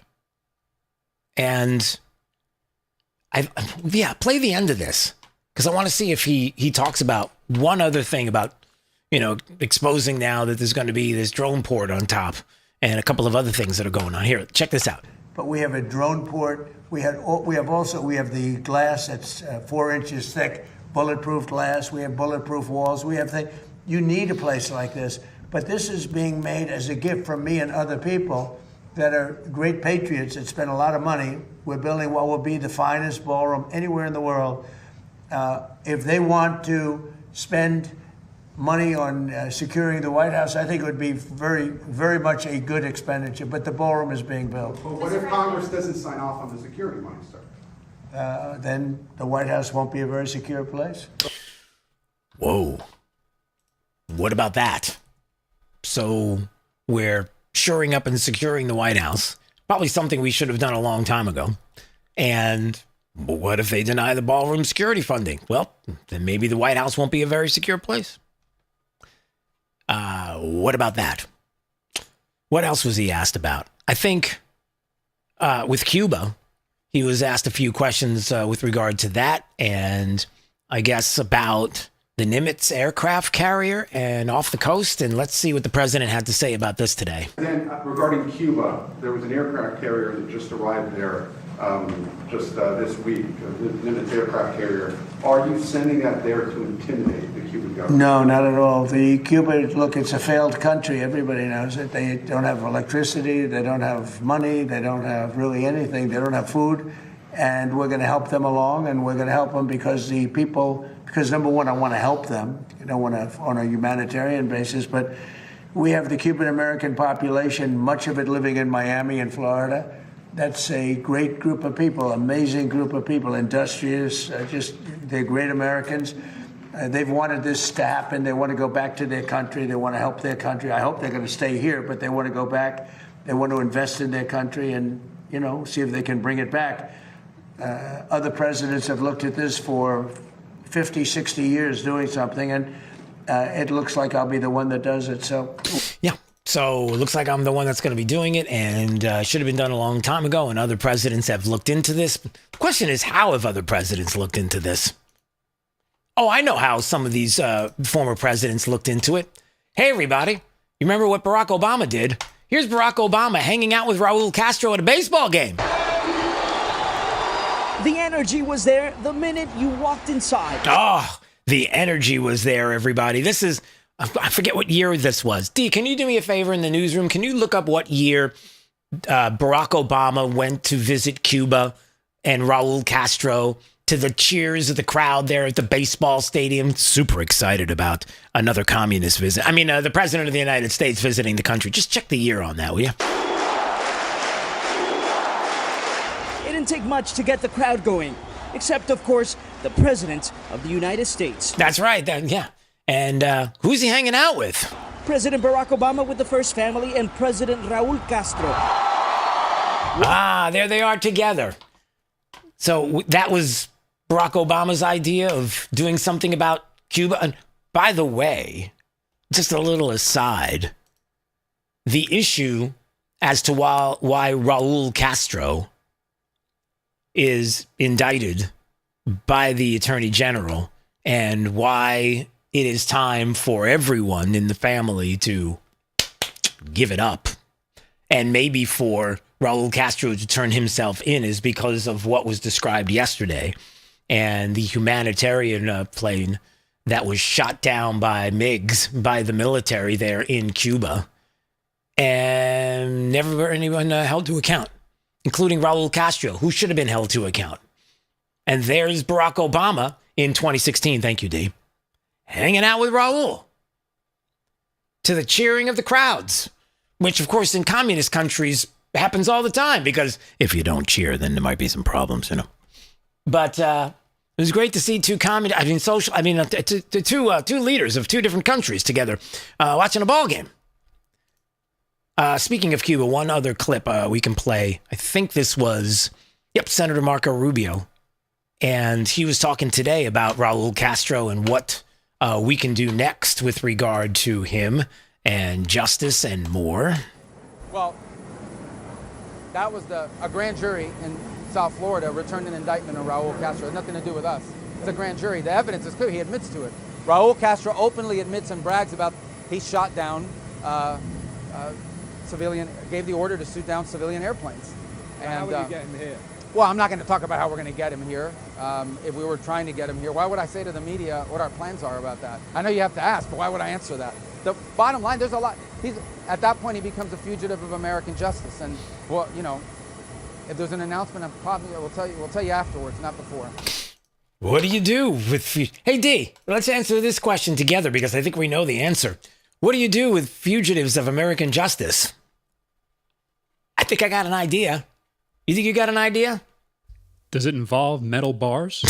It does. Well, first, before the metal bars come along, you have to get said person. So there's that part of the story as well. It involves metal bars. It involves going to get said person. Yeah, all of that. So he's a fugitive of American justice. And the Secretary of State says, look, if there's an announcement, we'll tell you afterwards, not before. Yeah, we're not going to give you any more. So that's the latest on that. Plus, there's more audio from the President of the United States in the Oval. We'll play later on in the broadcast. And Secretary of State Marco Rubio as well. But first, what else we got? What did I push the wrong button? I did. That's the button I need to push. All right. 866-588-8303. I'm looking at the time. I'm not sure if I want to play this yet. Coming up in a little while, I want to play the Colbert audio from last night. It's amazing how you can have this crying leftist tear tour and Stephen Colbert's program, which will end tonight. And of course, it's a bash Trump fest as well. But how they can confidently lie to people about what's going on here. Maybe I'll just play a little clip before we move on. But NBC's Craig Melvin hanging out with, who is it? David Letterman and, were there other people? Yeah, David Letterman, and I don't know who the other two people are around David Letterman. But he's being asked, what about this? What does the end of that show say about comedy in America? Okay. The question is, what does the end of the show say about comedy in America? Now, he's going to tell you what it means about comedy in America without telling you why the show got canceled to begin with. It kind of makes me sad. We always relied on it. You would read the newspaper in the morning, and at night you would see Johnny Carson. And Johnny would give you a perspective, whether you agreed with it or not, but it was always funny. And without that, I think we're losing a valuable perspective. I think it's very, very important to the American culture. So it's very, very important to the American culture that we have a late night show to give that perspective, the leftists' perspective and the bashing of people that they don't like politically. And talk about Johnny Carson. And he said, I think we're losing a valuable perspective. It's very important to the American culture, and it's too bad Stephen's gone. It's a huge mistake. Without talking about, number one, the reason why it's going off the air is because it lost $40 to $50 million a year. You can't do that. You can't have something that loses $40 to $50 million and go, hey, we can keep this going, right? No. And besides that, the other part of it that I think is funny, and there's more clips that I want to get to coming up in just a little while. What about the cultural shift? Yes, we're upset that Johnny Carson is gone and those days are over. But I'm also upset about those days being over. I love the country back when Johnny Carson was there doing his show, especially during the 80s. The 80s was a pretty cool time for the United States. We had a lot of patriots and people talking about America in a really positive way. And anybody talking about America in a negative way, and people were like, nah, sorry, no, that's okay. And understanding what the jokes meant when they were a little bit, tiny bit at the expense of the president, but it wasn't the kind of angry hatred and vitriol. And then on top of that, what about culturally where people are getting their entertainment from? D, when's the last time you talked to somebody 18, 19, 20 years old that says, I can't wait to get home so I can watch Colbert? Never. Exactly. The world's changed as far as late night talk shows go for a lot of people. And not just that, but it's also changed when your whole shtick is going after Trump all day, every day. Marianne. I think that's a song. Anyway, point is, we'll have more on this coming up because they never talk about that. They never talk about the money that was lost. It's all about Trump because he did it. No, I'm not kidding. You'll hear it. Top of the news from the Florida's Voice newsroom is next. You're listening to Florida's Voice with Drew Steele. A lot of times you have to choose between something high quality or something that saves you money. But if you could get both, why not? Especially when it comes to healthcare, and that is MediShare. You get both. Many families save $500 a month with MediShare, and that's huge. But it's also true that people wind up way more satisfied, too. The member satisfaction rate for MediShare is double that of the typical health insurance plan. Double. That's because MediShare works. It has for more than 30 years. It's a community of Christians who have shared more than $5 billion of each other's bills. People love having telehealth. They love the huge PPO network. So, yeah, really, you can save a ton and like it better. Imagine being happy with how you're taking care of your health care.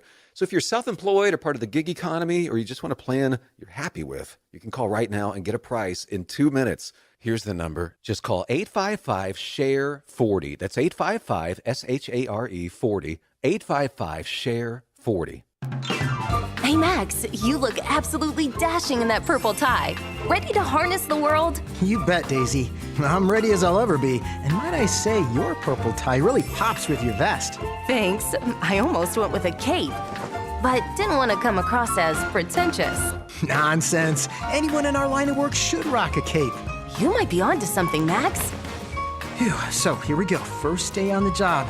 We've got this, right? Right. Don't forget, we both graduated from Dogs Inc. with honors. Which means I can guide my human around a busy city with ease. And I can give my human a restful night. I hope my human is kind and loving. And I hope mine likes wet kisses and zoomies. Ready to make a difference? Born ready. Let's go.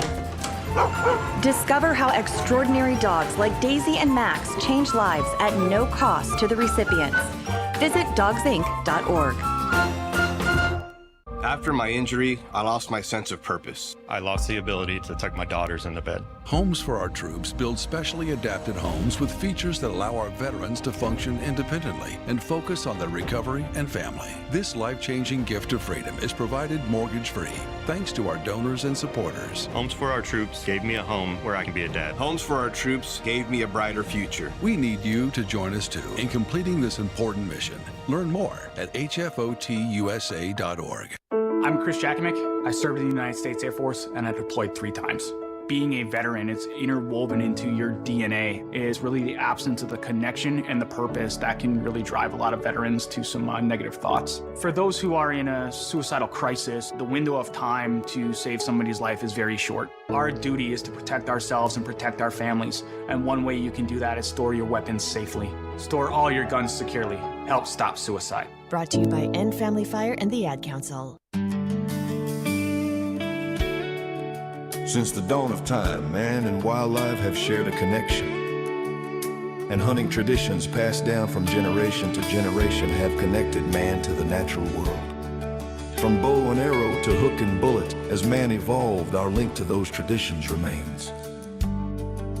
Yet today, our basic instinct to provide and as part of the hunt, to conserve and appreciate the natural world has fallen under attack for the first time in human history. Misguided politicians and radical activists pushing an agenda to end hunting as we know it are leading a war against our heritage. In their misguided policies and protests, they demonize hunters and belittle our way of life. The result? Hunters leaving the sport in droves while our wildlife and ecosystems suffer the consequences as conservation funding dries up. Named after the father of the North American model for wildlife conservation, the International Order of T. Roosevelt is fighting in the arena to protect and expand the rights of hunters everywhere. We will fight back against these forces to make sure that every American has a right to hunt, enshrined in their state constitutions. We will educate the next generation in our traditions and seek to expand accessibility so that everyone can enjoy our pastimes. And we will continue to hold true to our namesake's efforts to protect, preserve, and ensure open access to our nation's wildlands. Teddy Roosevelt's vision for American conservation defines our modern hunting and conservation system. A system upheld by the idea that conservation efforts are crucial to our hunting way of life, and that hunters are crucial to successful conservation.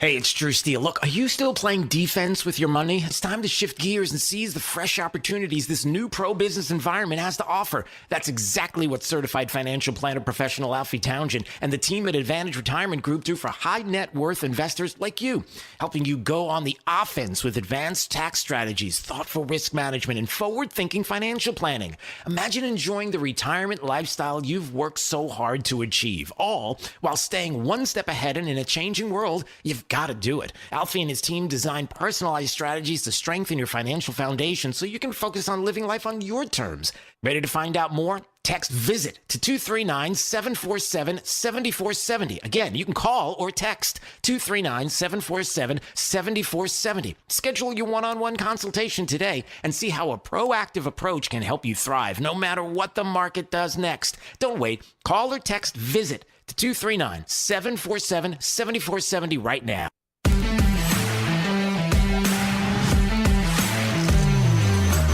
Now, back to Florida's Voice with Drew Steele. All right, anytime you want to watch it, FL Voice News on YouTube, Rumble, X, Facebook, and Instagram. If you would like to call, a lot of callers today. 866-588-8303 is the phone number. Anytime you want to call, live Monday through Friday, 3 to 6 p.m. And don't forget about our weekend show, just a couple more days away. Right Line, your national voice. We stream live every Saturday, live 4 to 6 p.m. at Right Line News on YouTube and X, so you can watch it there. And also on great radio stations across the country. Right Line, your national voice. All right, the top of the news right now from the Florida's Voice newsroom.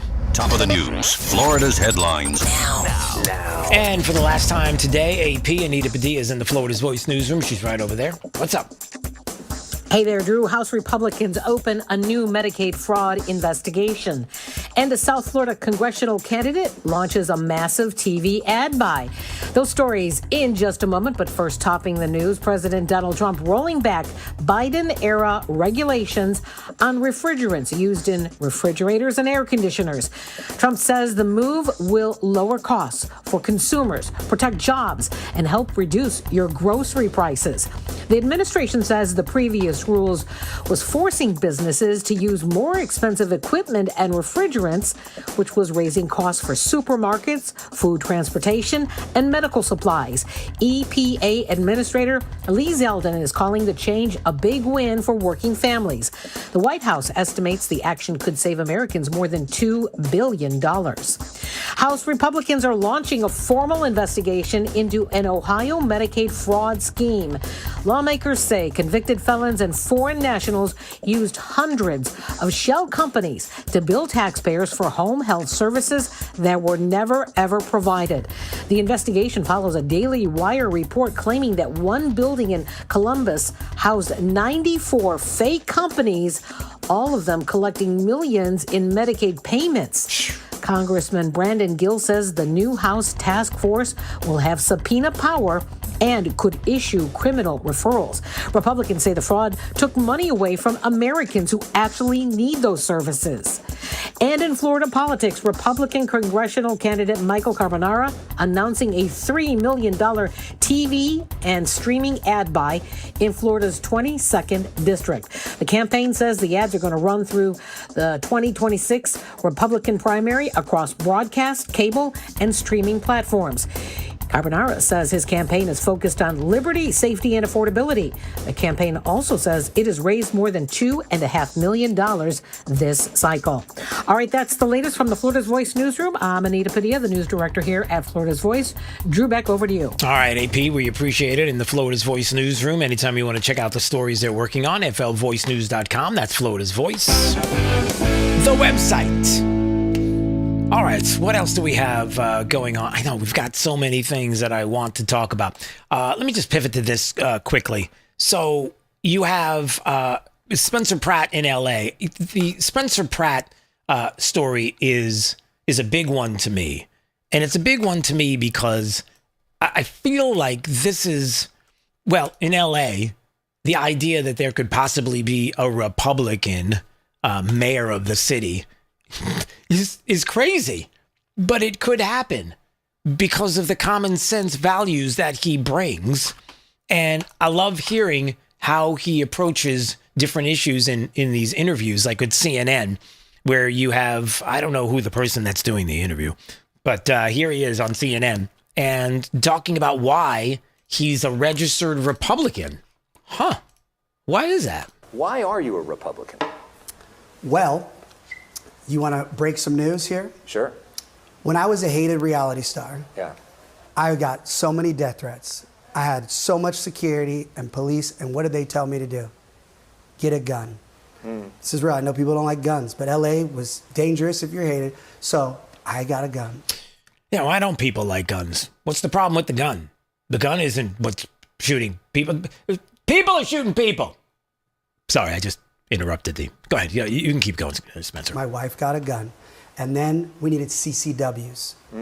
The only people that supported a CCW was the Republican. That was what I aligned with, my safety, my personal safety, my family's safety. I know people don't like guns, but when people are threatening your life and your own security is telling you you need to have home protection, train to, it's not like just I went to the, go through the proper steps. Hey, do the security people that they have around them, the Democrats, do they have guns, or do they just they carry sticks or something? Like I don't know, D. When you have security around a Democrat, do you think they're carrying like sticks or something, or like they pull a branch off a tree that's close by just in case, or what do you suppose they use? I'm not really sure. Maybe it's a pretty good guess. Yeah, I don't know. Maybe it's the truth. Maybe it is. It's just hey, could you pick that branch up? I got to keep Nancy Pelosi safe. I don't know if that's really true or bowl of doggy doo. It could be either one. Anyway, go on. That was my. Impetus. That's it. And Period. that was it. And you That's felt it. like that party was more pro Second Amendment. And I know that's a very hot button, but here's the thing. I'm also going to be the mayor that puts LAPD in front of every school to make schools safe from guns. Right now we have enough officers to do that. I talked to a very knowledgeable law enforcement. All you have to do is pick one patrol unit and you give them a nice pin that connects to that school, and that's their street. So they add that one. So that's already part of mine. Just because obviously I know people don't like guns, and we need to make everything, especially schools, safe. But that is where I connect to. I feel bad, D, that he's got to keep saying that over and over again. I know people don't like guns. No, I like guns. I like guns. I bet you there's a lot of people in LA that like the idea of having guns for protection. Like guns, like the Second Amendment. And maybe just don't talk about it, or maybe even in a place like LA, you don't have a choice. Like, can you imagine how fun you would be at LA cocktail parties if you were somebody who was a big pro Second Amendment guy or gal? Or I'm thinking not very popular. Yeah, exactly. Yeah. So that's the exactly. But that's okay. Listen, he got a gun. His wife got a gun. They needed CCWs. The only people that support the CCWs and getting guns were Republicans. And so he cared about his family's safety. I like that answer. He was talking about something else too.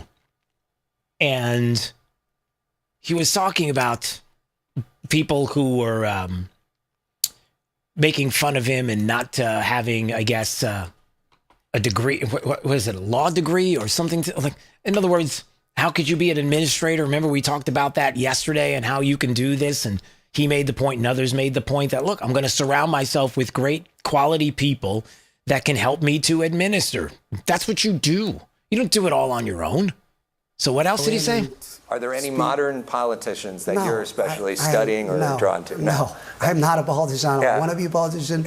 I want to be a fighter for the people. But you've mentioned, though, that... Obama, I'm most similar to Obama. Okay. And I know the View lady said I don't have a law degree, so I'm going to work on that online in the next, before November. I probably can get one. Do the baby bar. But as you... I'll be a baby. What? Okay, so that was a weird flex, right? As the kids would say. So on the one hand, he's a Republican and Second Amendment guy, but he's more like Obama? Like politically? Okay. That threw me off a little bit. And then look, the ladies of the View said I don't have a law degree, so I'll go get a law degree. You pointed out that, as mayor, you need a lot of advisors and help because it's a giant job in a giant city. Yep. And you don't have as much managerial experience of a city, and you've said that you've talked with a lot of different potential advisors who are willing to come on board with you but don't want to say so publicly because of fears about their own safety. Is there anybody, though, that names that you can give us, or the type of people that... Can I just stop right there?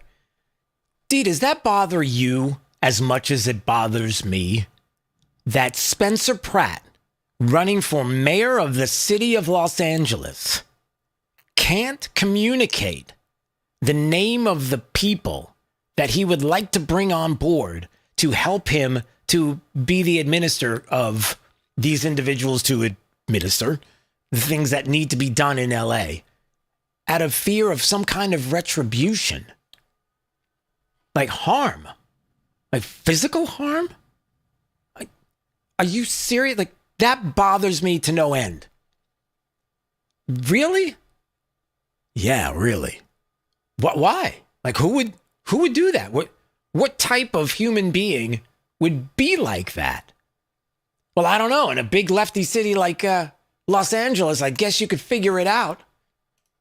That is just so sad. Anyway, let's listen to the answer. Talking to get a better sense of what a Pratt administration would actually look like. Well, first, let's rewind to what Mayor Bass's past experience running a city when she got elected. Right. All she ever did was name a post office. So this idea that she came from... She had been the Speaker of the Assembly, she had run the Community Coalition, and she had been a Congress member and chair of the Congressional Black Caucus. None of that connects to managing... Right, she'd never run a city. Thank you. Yeah. Boom! Wow, that is like... I'm sorry, that's stellar. Yeah. Well, you know, she was the Speaker of the Assembly, blah, blah, blah. Yeah. But was she an administrator? No. Okay. Did she run a city? No. But you all really like her. Or did. So, I don't know. It's kind of refreshing. The Obama thing was weird. Like, I don't know. I don't know if you want to... I'm like, well, as a politician, I would be like Obama. Like, oh, is that... Or who you would like to hang out with, or anyway, I don't know. But I do like some of the answers, and I do like that no matter where his political leanings lie, it sure feels like he is someone that has common sense, and I think we just need a little bit more of that these days. All right, what else? Let's see. Ooh, I gotta wait for this one. I don't know. We don't have enough time. D, I've got something really, really cool that I want to play today. I'm not sure if I want to play it today or tomorrow, but I'll tease it up. So, Speaker Mike Johnson was giving a tour of the Capitol to, I guess, a group of people. I don't know who the group was, but somebody was recording his message to them. And he was talking about John Quincy Adams and the place in the Capitol where his desk was, and also where he passed away in the Capitol, John Quincy Adams.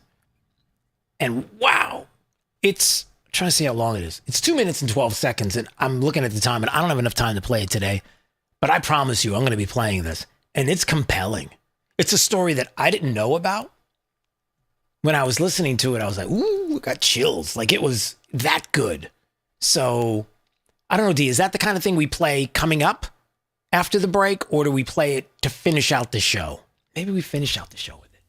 It depends how much time you think you need. Just 2 minutes and 12 seconds. We could finish out the show. Yeah, I think we're going to do that. Because it's good. Like, it's really, really good. Like, I don't know if you're going to run into a grocery store anytime soon. Like, if you're driving around the state of Florida listening to the sound of my voice, and it's like, oh, man, go in the grocery store right now. And go do your shopping. But make sure before the show is over in an hour that you are back to hear this, because it is that good. Yeah.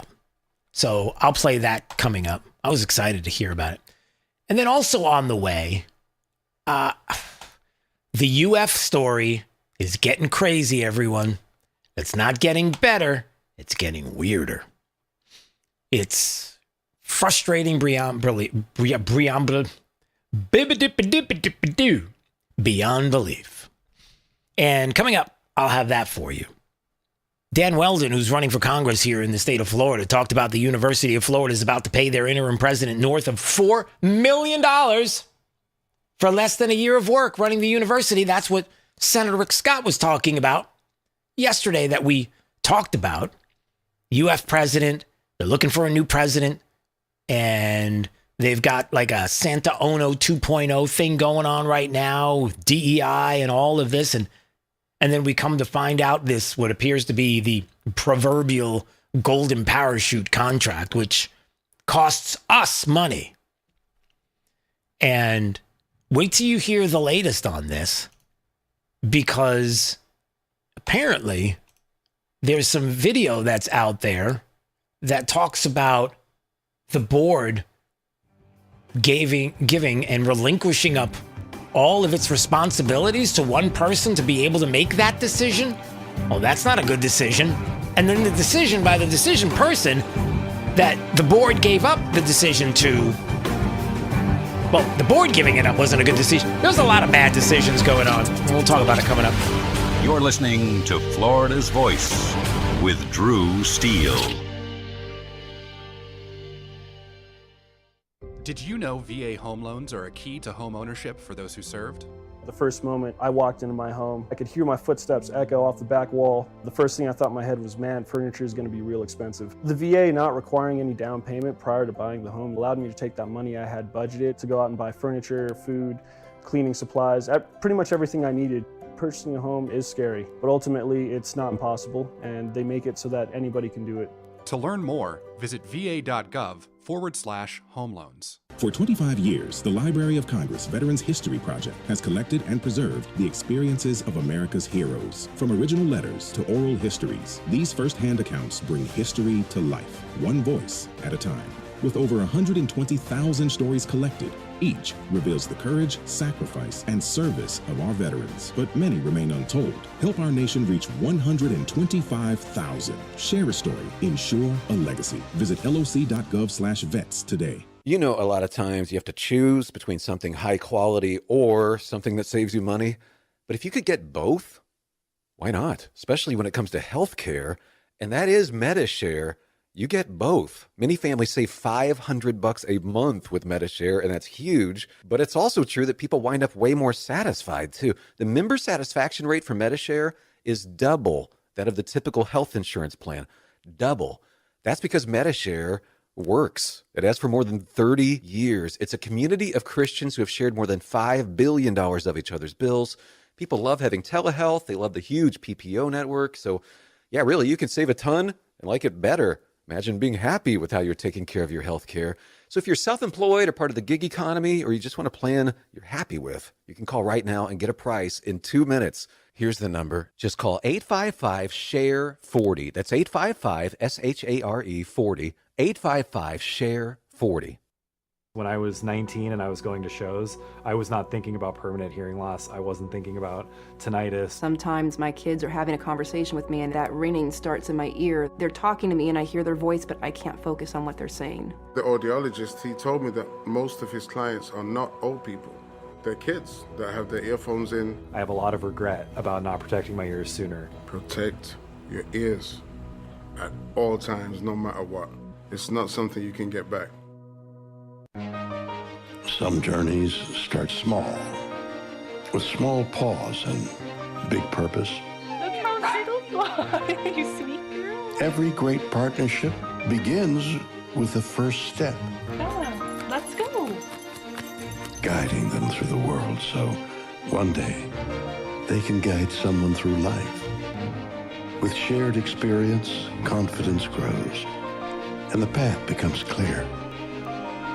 It takes time, patience, and love. But the reward lasts a lifetime. Hey, good girl, Dad. You don't just raise a puppy. You raise a future. Become a Dogs Inc. puppy raiser. Give a dog a purpose. Give someone hope. Learn more at dogsinc.org. Hey, it's Drew Steele. Listen, I've lived in Southwest Florida long enough to know that when I needed countertops, you go to the best. Who's the best? Rock Solid on J&C Boulevard in Naples. First of all, Rock Solid's consultants, I wasn't really sure what I wanted, but I knew that they were knowledgeable, gave me all the information I needed to make the best decision. I love that fabrication is done on premises. It's not like they're subbing out the job to some third party, right? If you're looking for countertops, backsplash, you know where to go. Rock Solid, J&C Boulevard, Naples.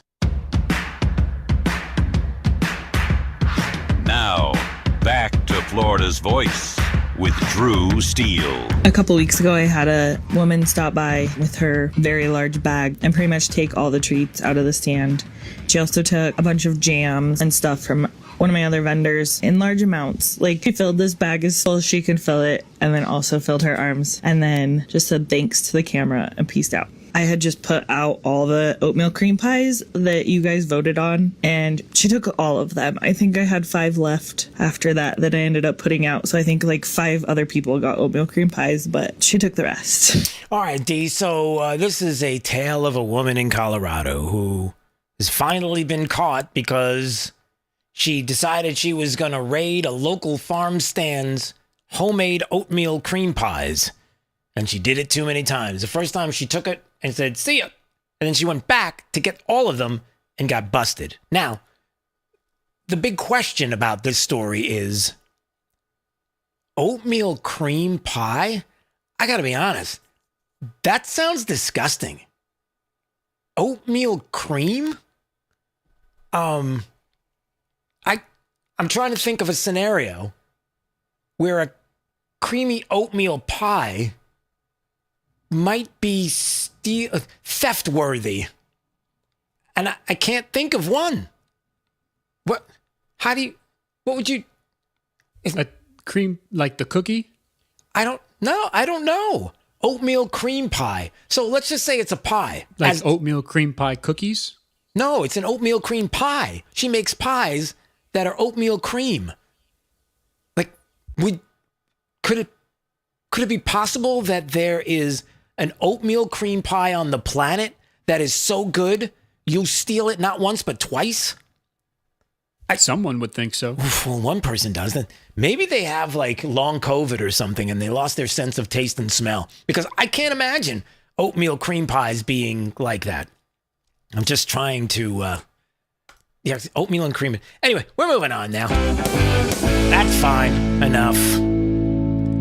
All right. What else do we have going on here? A couple of other things that we are watching. Hearing a lot about fraud today on Capitol Hill. Some indictments on the fraud front are rolling in. 15 individuals have been indicted for over $90 million into an alleged massive healthcare fraud scheme. And I'll give you 3 guesses which state this comes from, D. 3 guesses. 15 individuals indicted, $90 million, an alleged massive healthcare fraud scheme. Give me the state. Minnesota. That's enough. You got it. Ding, ding, ding. You get a D-ding for that. Ding. Doesn't take that much. That was Director Kash Patel who was talking about it today.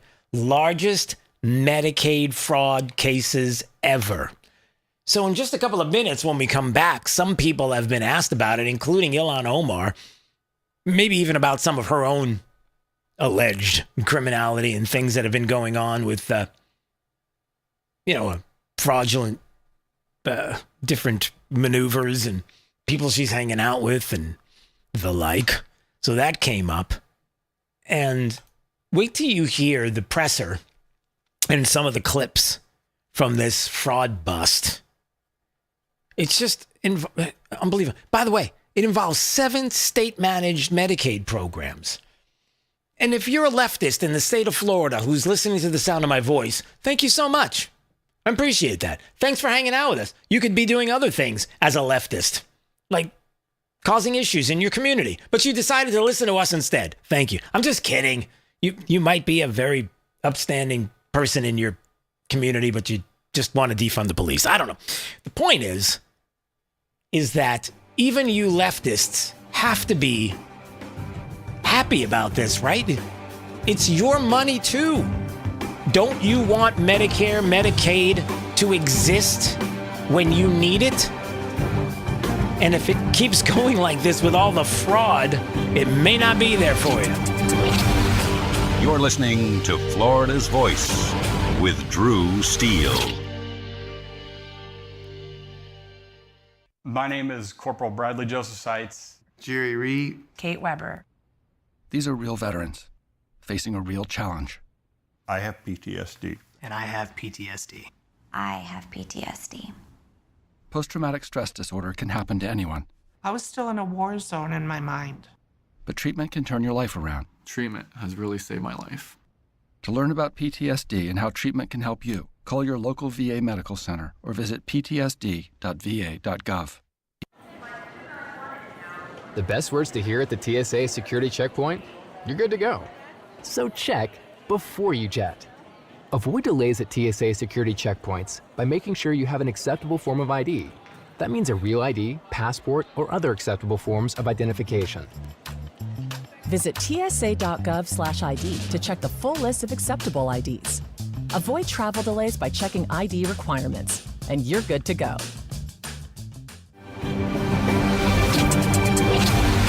You're listening to Florida's Voice with Drew Steele. Florida's Voice with Drew Steele. Congratulations on your show. Congratulations on your new show. Big deal, huh? That's why shows like yours are so important. We have an independent county elected sheriff that's the head of law enforcement in Jacksonville/Duval County. And I know how to work toward making this city safe. We can't be shy about speaking on things such as faith and politics. We have to remember, in a free society, the public square belongs to all of us. I'm not interested in North Florida looking like Orlando or Miami. I love where we live, but I think that good jobs means that people that live in this district can stay in this district. Fishing and hunting is funding a large part of your conservation projects in Florida, and we want to make sure that those are forever preserved. And the problem with this industry at this point is that they actually target our youth. You can see it in their marketing strategies, where it's bright colors, fun names. And that's going to be endlessly litigated. Florida's Voice with Drew Steele. What does life after service look like? Kicking back? Taking it easy? We believe it looks a little different. Fighting for all veterans. Making sure they get the benefits and care they've earned. Rebuilding communities after disaster strikes. And adapting to support today's veterans. Meeting them where they are. The VFW. Still leading. Still advancing. Still serving. Get involved at stillserving.org. I can trace family members who served from World War I to today, each one helping shape who I am. My family chose to share their stories with the Library of Congress Veterans History Project. Voices, letters, and memories that bring their service to life. Searching for their stories was easy. You can discover powerful stories too, told through the voices of America's veterans. Explore, remember, and share at loc.gov/vets. Half of young adults are at risk of hearing damage from loud sounds. So why is this happening? We know not to bake in the sun for hours and to get our eyes checked regularly. We buckle up to save lives. And we know that smoking kills. So do poor diet choices and poor life choices. But why are we so reckless with our hearing? We take hearing for granted. Hearing damage from loud sounds is permanent, but preventable. We take common sense steps for our health every day. Let's make hearing part of it. Wear earplugs. Turn it down. Give your ears a rest. Love your ears. Learn more at hearinghealthfoundation.org. Keep listening. Hey, it's Drew Steele, and I have to tell you, when my wife and I talked about getting new kitchen countertops for our house, we know who to call. Rock Solid Countertops and More, 2240 J&C Boulevard in Naples. And they have been absolutely amazing. Hugo and the team are the best. The workmanship has been absolutely incredible. The install was so easy. The process was perfect. Taking everything out, bringing the new stuff in. The quartz countertop is unbelievably beautiful, and my wife is super happy, I'll tell you. You know they have the best quality and selection of marble, quartz, granite, and a one-stop shop for all of your kitchen, outdoor, and bathroom needs. I've known it for years. I've lived in Southwest Florida 40 years. There was really only one place I was going to go. It's Rock Solid Countertops and More. I would suggest you give them a call, 596-7676. They're at 2240 J&C Boulevard in Naples. Find out what they can do for you. Countertops, cabinets, plantation shutters, they do it all. Rock Solid Countertops and More. The other day, a man called saying my electric was way past due. He threatened to turn off my power if I didn't buy a gift card to pay the bill. I said, look, fella, I wasn't born yesterday.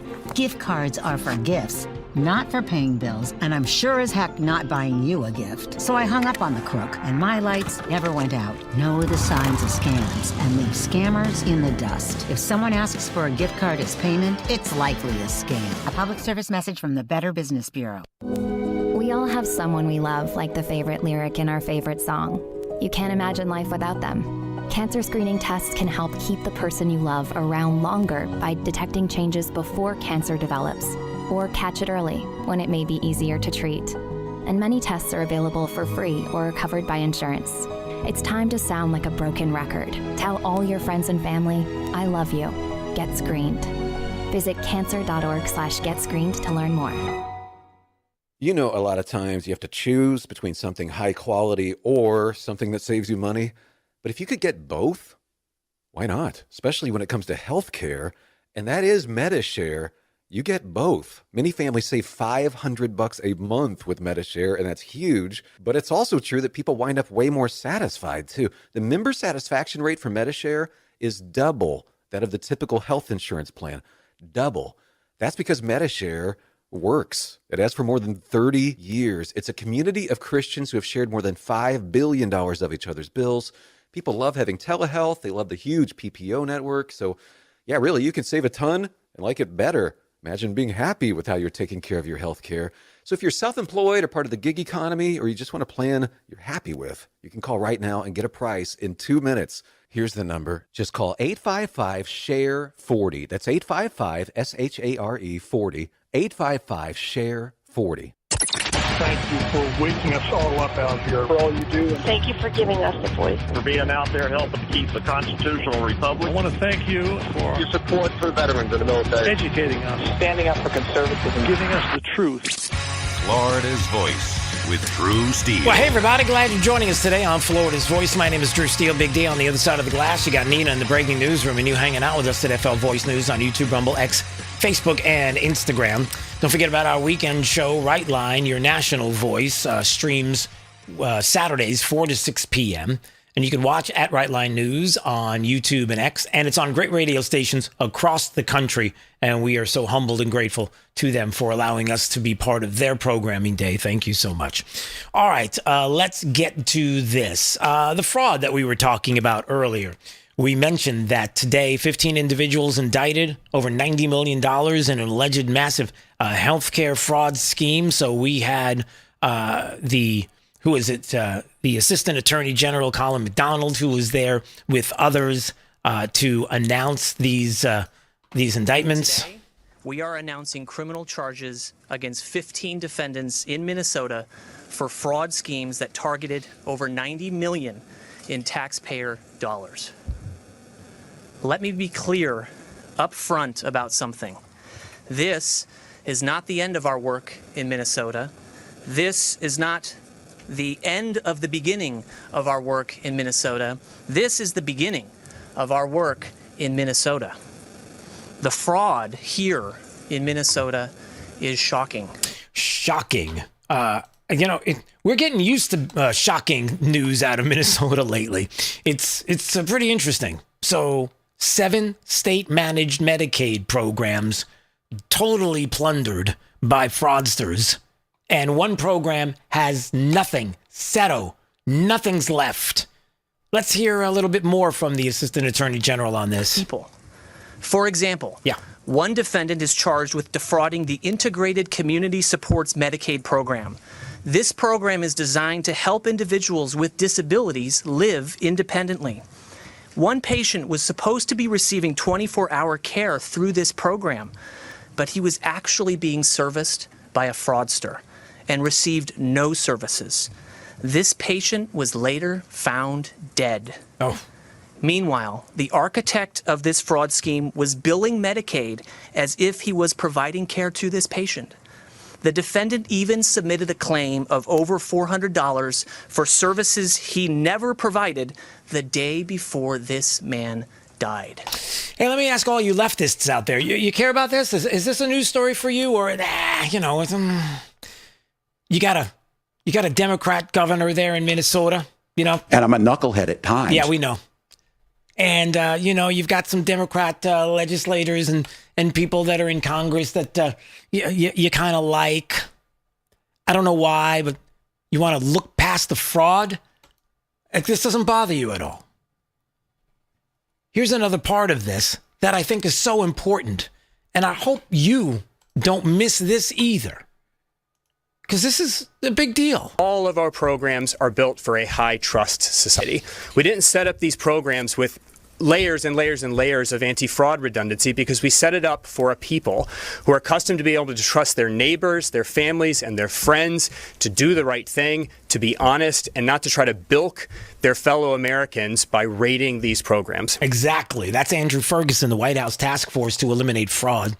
That's who he's with, and they don't set it up so that there's multiple layers to make sure that nobody's committing fraud.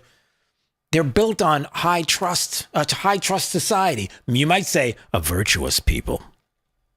And if you're not virtuous and you're not a high trust society, like maybe you're in this country where you don't even trust the country. You're not even part of the country. You don't want to be part of the country, but you like the money that it has and the money that it has to offer. That social trust has been diminished, as he said. $90 million fraud. Again, I go back to Democrats because I'm like, do you care about this?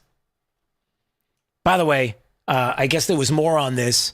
And D, I want you to watch the video. For those that can't watch, we'll describe here in just a second. But Mike Tobin, Fox News, had a little bit on this. Billions of dollars. This as prosecutors announced indictments of 15 new individuals for fraud. Yep. In fact, Christopher Raya, deputy director of the FBI, released video of this new suspect, Mohammed Omar, who he says jumped out of a fourth-story window to escape law enforcement and is currently on the run.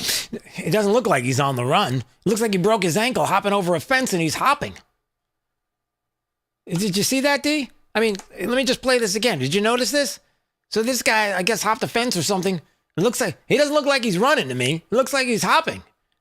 You might not have a hard time catching him because he's really not on the run. Technically, I mean, he's on the run, but he's not really running on the run. I mean, I feel bad that the guy might have hurt himself, but I don't know if I really feel bad because he committed the kind of fraud that is so horrific. I mean, you heard from the assistant attorney general who talked about someone who needed 24-hour care and went to one of these places for services that didn't give it to him, and they found him dead. Again, I'm just asking the left in this country, who for some reason loves to protect Democrats, no matter who they are and no matter what fraud they commit, allegedly. I'm asking you, you all right with all of this? You can't be. You just can't be. So, yeah, it's frustrating. I know. All right, but I mean, it's good that they've got these indictments, so keep going. Keep going. All right, anytime you want to call, 866-588-8303. Just want to bring this up quickly because we're going to keep talking about it until hopefully somebody changes their mind. It's really frustrating to see once again the University of Florida who's doing what they're doing, and we had Senator Rick Scott who was mentioning that, okay, let me get this straight. You've got an interim president right now at UF that everybody's like, oh, all right, decent job. They bring that person in. Now the board decides that they have a sole finalist from the University of Alabama, Dr. Stuart Bell, who apparently in his history has all kinds of DEI all over him. And what he did there at the University of Alabama, just like Santaono, the last time they had a sole finalist that UF had at the University of Michigan and other places. I think it was in Canada, if I'm not mistaken. And we see how the last time it turned out that they did not move Santaono forward to be president. But for some reason, the board has decided that they want to pass over who seems to be doing a decent job right now, Landry. And they're going for another person now who's got DEI in their background. 330 million people in the United States of America. You can't find somebody without a connection to DEI? You can, but I guess you don't want to. And then on top of that, you have Senator Rick Scott, who was mentioning, yeah, somebody's going to get paid millions of dollars for not getting a job. That would be the interim president Landry, who apparently has a $4 million deal given to him under contract saying, hey, if you get the job, it's going to be a sweet payday and it's going to be really nice. And if you don't get the job, it's going to be a sweet payday and really nice. Like $4 million to not get the job. Who did that? Who decided that that was a good thing? So there have been some people who are asking that very question. Like, how did this happen? Now we come to find out, apparently, at the University of Florida, trustees gave the authority to the chair to approve this contract. That's not true. Is that true? Hold on a second. I just want to make sure this is right. So you're telling me that the Board of Governors decided to relinquish all of its authority to the chair of the board, and then just to do the contract however they wanted to do the contract? Well, apparently, here's a video on that. Great. Thank you, Dr. Landry. Is there any other questions, burning questions from our board members? Okay. All right. Let me just now go to the board members. Is there a motion to approve? Do you want to go over the motion? Yes. Yes. I'll just say that the motion on the table is to vote to approve Dr. Landry as the interim president with an effective date of September 1, or as the board chair and Dr. Landry agree, and then also to delegate authority to the board chair to finalize an agreement with Dr. Landry. To delegate the authority to the board chair for the contract? Okay, well, in my humble opinion, by the way, that was August 25th, 2025 at the UF Board of Trustees meeting. And in my humble opinion, that doesn't seem like it's a sweet deal for the interim president. You get the job, that's nice. If you don't get the job, here's $4 million to not get the job? Who's paying for that? And to some people's point that they brought this up to me today, again, as this came to my attention, they're like, you realize that you have tuition that's through the roof and people can't understand why college tuitions are out of control. I don't know, maybe $4 million for somebody who doesn't get a contract causes your tuition, because somebody's got to come up with it, and somebody's got to pay it, and it looks like it's going to be you if you decide to go to UF. So again, just to reiterate, UF looking for a president, has an interim that they made a deal with a year ago to say, well, September 1st, that if you be the interim president, you're going to get $4 million if you don't get the job. And then they bring in somebody with a background in DEI, which we don't want. And I don't think even in the state, the governor is really a fan of, or the legislature, or anybody's really a fan of it. As a matter of fact, we're doing anything and everything we can to stop DEI in colleges. And so they want to bring in, again, a sole finalist, pushing Dr. Landry, like not even giving Dr. Landry an opportunity to be a finalist. At least let's put his name in with the University of Alabama's former president's name, and let's see who gets it for that $4 million. Nope. That's, as some people have said to me, that's unconscionable. Now, that's the word I used. The words that they used were a little more graphic, and we're on radio, and we really can't use those words. But I'm just telling you, in my words that I covered for their words, that's unconscionable, I think. All right, we'll keep an eye on that story. I just not going to let it go away until I understand more about it. What else? All right, anytime you want to watch it, FL Voice News on YouTube, Rumble, X, Facebook, and Insta. All right, on the election front, or the at least what's going on in Congress front, I get the feeling, and I opened the show with this, I'm really, really, really worried about Thomas Massey and Senator Cassidy and some others that were primaried and no longer will have their gig, that they're going to take it out on President Trump, because instead of looking and saying, did I do the right thing for my constituents? No, I didn't. I should have. No, that's not what they're doing. They're like, Trump, he did it to us. No, you did it to yourself. You couldn't side with the Save America Act. You couldn't vote for securing the border. I mean, so many things that you didn't do as a congressman or a senator, and you're going to blame Trump for it. Well, Representative Mary Miller was talking about Senate Leader John Thune, who, by the way, said to everybody, have a nice day. Yeah, you can leave. You don't have to come back until June. Yeah, no problem. You don't have to come back until June. Oh, and by the way, June 1st, we have a very important vote on funding ICE and CBP, but we don't have to do that. Don't worry about it. You guys just go enjoy the week. No, you need to be here. But that's what the Senate leader did. And I'm worried that there are going to be people who have been primaried who are going to push back against the president's agenda now more than ever. You thought it was bad before. It's only going to get worse. They're probably going to be against everything. They're going to cause all kinds of problems because everybody's upset that the president would dare to say, hey, look, the American people voted for me. I've got an agenda. They're all about it. I'm all about it. We should all be about it. We should be looking at Democrats and being against them, not each other. Here's Representative Miller, who was talking about Senate Leader John Thune. It's like, can we now get the Save America Act going? Come on now. American citizens deserve secure elections and to know that their votes are guaranteed. They're tired of fraud and their faith in our elections is dwindling. We all know the Democrats want to cheat by not passing the Save America Act, but I will continue to fight every day to get that piece of legislation to the president's desk.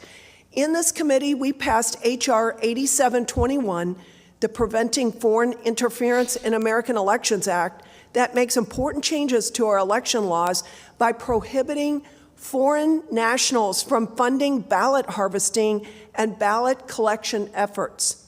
This common sense bill put forth by my colleague will help the American people gain confidence in their elections while curbing foreign influence that seeks to undermine our institutions. You know what else would give us a lot of confidence? If you'd pass the Save America Act.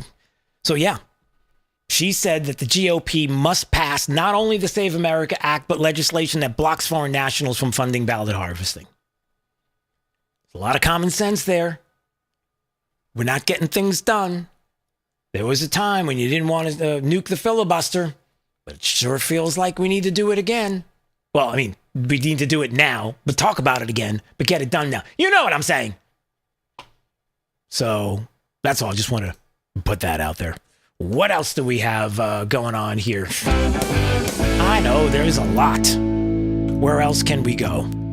Let's see. Do we want to play a little bit of the President of the United States from earlier? No, I want to play some audio from some Democrats because it's always fun when we get some audio from Democrats in a segment we like to call Dumb, Dumb, Dumb, Dumb. It's kind of sort of what it is. Dumb, Dumb, Dumb, Dumb, I mean, we're trying to be kind. You know, it's really not about the people. It's about the politics of the people, who sometimes can be dumb. That's all. Like this. You have the Colorado Democratic Party, who made a decision today about Governor Jared Polis. Now, if you remember, it wasn't too long ago when Governor Polis was talking about Tina Peters and said, all right, enough is enough. And Tina Peters is the only nonviolent offender that is on the commutation list. She was sentenced to almost 9 years in prison.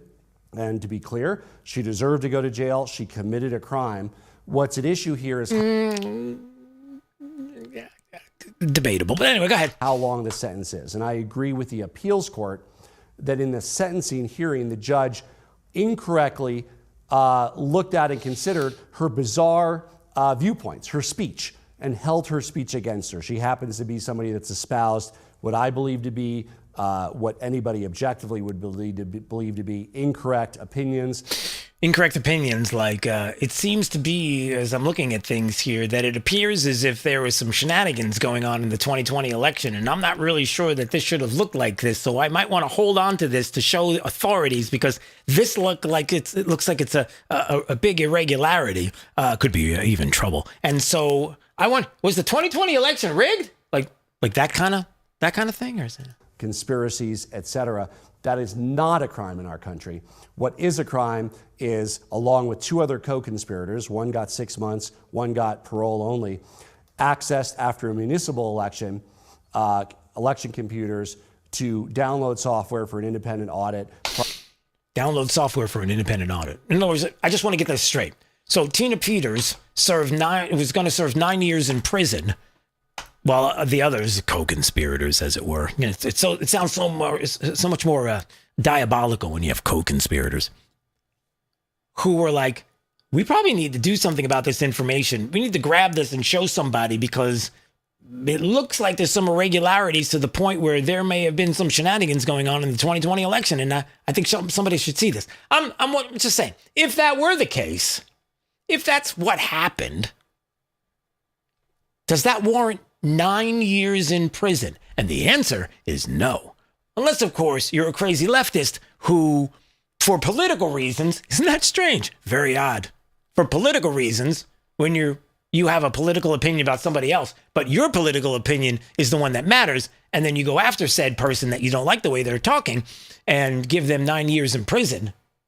And that might have been too much. And people are like, that seems like political persecution. Yep. And ultimately, Jared Polis did decide to free Tina Peters. Well, guess what? In perfect lefty fashion, that's very nice. Wasn't where I was thinking you were going to go, but okay. But in typical Democrat fashion, the Colorado Democratic Party has censured the governor, because he did that, and he's not allowed to speak or be honored at party events. So you need to be punished because you did the right thing. But you're a Democrat, so you should have continued to do the wrong thing. Okay. Yeah, that's how they work. By the way, speaking of dumb Dems, go ahead. Okay. Dumb. All right. Dumb Dems. This one's pretty good. Democrat Senator Angus King on Capitol Hill. The Blaze had this story. They put it out on their X account. I guess they were talking about CMS, or they're talking about healthcare. They're talking about what we can do for Medicare and Medicare recipients, and the saving of money in these systems. And I guess there wasn't a whole lot of talk about getting rid of the waste, fraud, and abuse, because, for leftists, it's like, that's our bread and butter, allegedly. Here's Democrat Senator Angus King, who's talking about ways we could save money in Medicare and Medicaid. All we need to do is buy everybody a bath mat. This is an $11 bath mat. I'm the Johnny Appleseed of bath mats. Whenever I go to see somebody and they don't have one of these in their shower, I buy one and send it to them. Now, here's the proposal, though.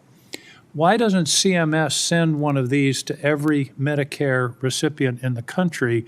I did the back of the envelope calculation. It would pay for itself in about 9 months. This is $11. I suspect if CMS bought them by the millions, they could get a deal. And it would have a noticeable effect on the number of falls. A very simple idea. Okay, so Democrat Senator Angus King is like, I got a good way to stop all these falls that are happening in tubs. Why don't we get an $11 bath mat and send one of these to every Medicare recipient in the country? Send out 20 to 30 million of them, and you'll see hundreds of millions of dollars in costs of falls significantly fall. Now, a couple of things about that. Number one, are we sure about that? Like, that the reason why the fall happened was because they didn't have a mat? And then the second part is that $11 mat will be purchased in bulk by the government of the United States and will be sent out to people at a cost of $6 billion a piece. You know they're going to do it that way because it's the government. So, yeah, I don't know if we're going to save a whole lot of money. You're listening to Florida's Voice with Drew Steele. You know, a lot of times you have to choose between something high quality or something that saves you money. But if you could get both, why not? Especially when it comes to healthcare, and that is MediShare. You get both. Many families save $500 a month with MediShare, and that's huge. But it's also true that people wind up way more satisfied, too. The member satisfaction rate for MediShare is double that of the typical health insurance plan. Double. That's because MediShare works. It has for more than 30 years. It's a community of Christians who have shared more than $5 billion of each other's bills. People love having telehealth. They love the huge PPO network. So, yeah, really, you can save a ton and like it better. Imagine being happy with how you're taking care of your health care. So if you're self-employed or part of the gig economy, or you just want a plan you're happy with, you can call right now and get a price in 2 minutes. Here's the number. Just call 855-SHARE-40. That's 855-SHARE-40. 855-SHARE-40. Hey, Max, you look absolutely dashing in that purple tie. Ready to harness the world? You bet, Daisy. I'm ready as I'll ever be. And might I say, your purple tie really pops with your vest. Thanks. I almost went with a cape, but didn't want to come across as pretentious. Nonsense. Anyone in our line of work should rock a cape. You might be onto something, Max. Phew, so here we go. First day on the job. We've got this, right? Right. Don't forget, we both graduated from Dogs Inc. with honors. Which means I can guide my human around a busy city with ease. And I can give my human a restful night. I hope my human is kind and loving. And I hope mine likes wet kisses and zoomies. Ready to make a difference? Born ready. Let's go. Discover how extraordinary dogs like Daisy and Max change lives at no cost to the recipients. Visit dogsinc.org. After my injury, I lost my sense of purpose. I lost the ability to tuck my daughters into bed. Homes for Our Troops build specially adapted homes with features that allow our veterans to function independently and focus on their recovery and family. This life-changing gift of freedom is provided mortgage-free thanks to our donors and supporters. Homes for Our Troops gave me a home where I can be a dad. Homes for Our Troops gave me a brighter future. We need you to join us too in completing this important mission. Learn more at hfotusa.org. I'm Chris Jakovic. I served in the United States Air Force and I deployed 3 times.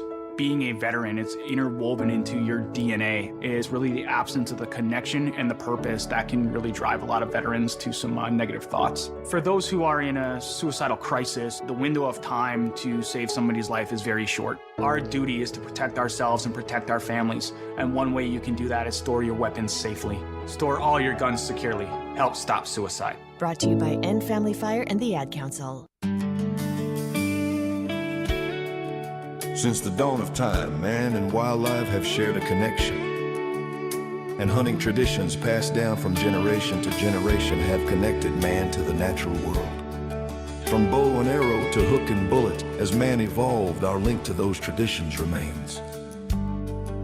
Yet today, our basic instinct to provide and as part of the hunt, to conserve and appreciate the natural world has fallen under attack for the first time in human history. Misguided politicians and radical activists pushing an agenda to end hunting as we know it are leading a war against our heritage. In their misguided policies and protests, they demonize hunters and belittle our way of life. The result? Hunters leaving the sport in droves while our wildlife and ecosystems suffer the consequences as conservation funding dries up. Named after the father of the North American model for wildlife conservation, the International Order of T. Roosevelt is fighting in the arena to protect and expand the rights of hunters everywhere.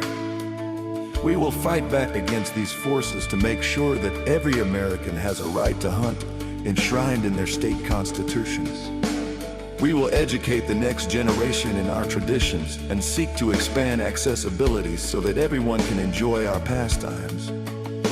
And we will continue to hold true to our namesake's efforts to protect, preserve, and ensure open access to our nation's wildlands. Teddy Roosevelt's vision for American conservation defines our modern hunting and conservation system.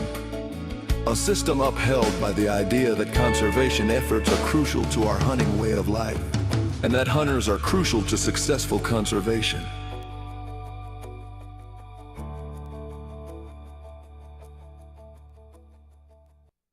Hey, it's Drew Steele. Look, are you still playing defense with your money? It's time to shift gears and seize the fresh opportunities this new pro-business environment has to offer. That's exactly what certified financial planner professional Alfie Townsend and the team at Advantage Retirement Group do for high net worth investors like you, helping you go on the offense with advanced tax strategies, thoughtful risk management, and forward-thinking financial planning. Imagine enjoying the retirement lifestyle you've worked so hard to achieve, all while staying one step ahead, and in a changing world, you've got to do it. Alfie and his team design personalized strategies to strengthen your financial foundation so you can focus on living life on your terms. Ready to find out more? Text VISIT to 239-747-7470. Again, you can call or text 239-747-7470. Schedule your one-on-one consultation today and see how a proactive approach can help you thrive no matter what the market does next. Don't wait. Call or text VISIT to 239-747-7470 right now.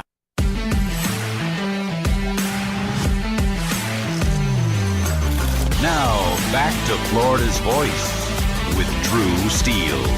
All right, anytime you want to watch at FL Voice News on YouTube, Rumble, X, Facebook, and Instagram, we stream live 3 to 6 p.m. Monday through Friday. Great radio stations across the state of Florida carry us as well. And on the weekends, Saturday, it's Right Line, your national voice. We stream live 4 to 6 p.m. on Saturdays. And we're on YouTube and X at Right Line News. And then, of course, great radio stations across the country. It's our national program. All right, it's time for the top 5 audio clips of the day. It's my top 5. 5, 4, 3, 2, 1.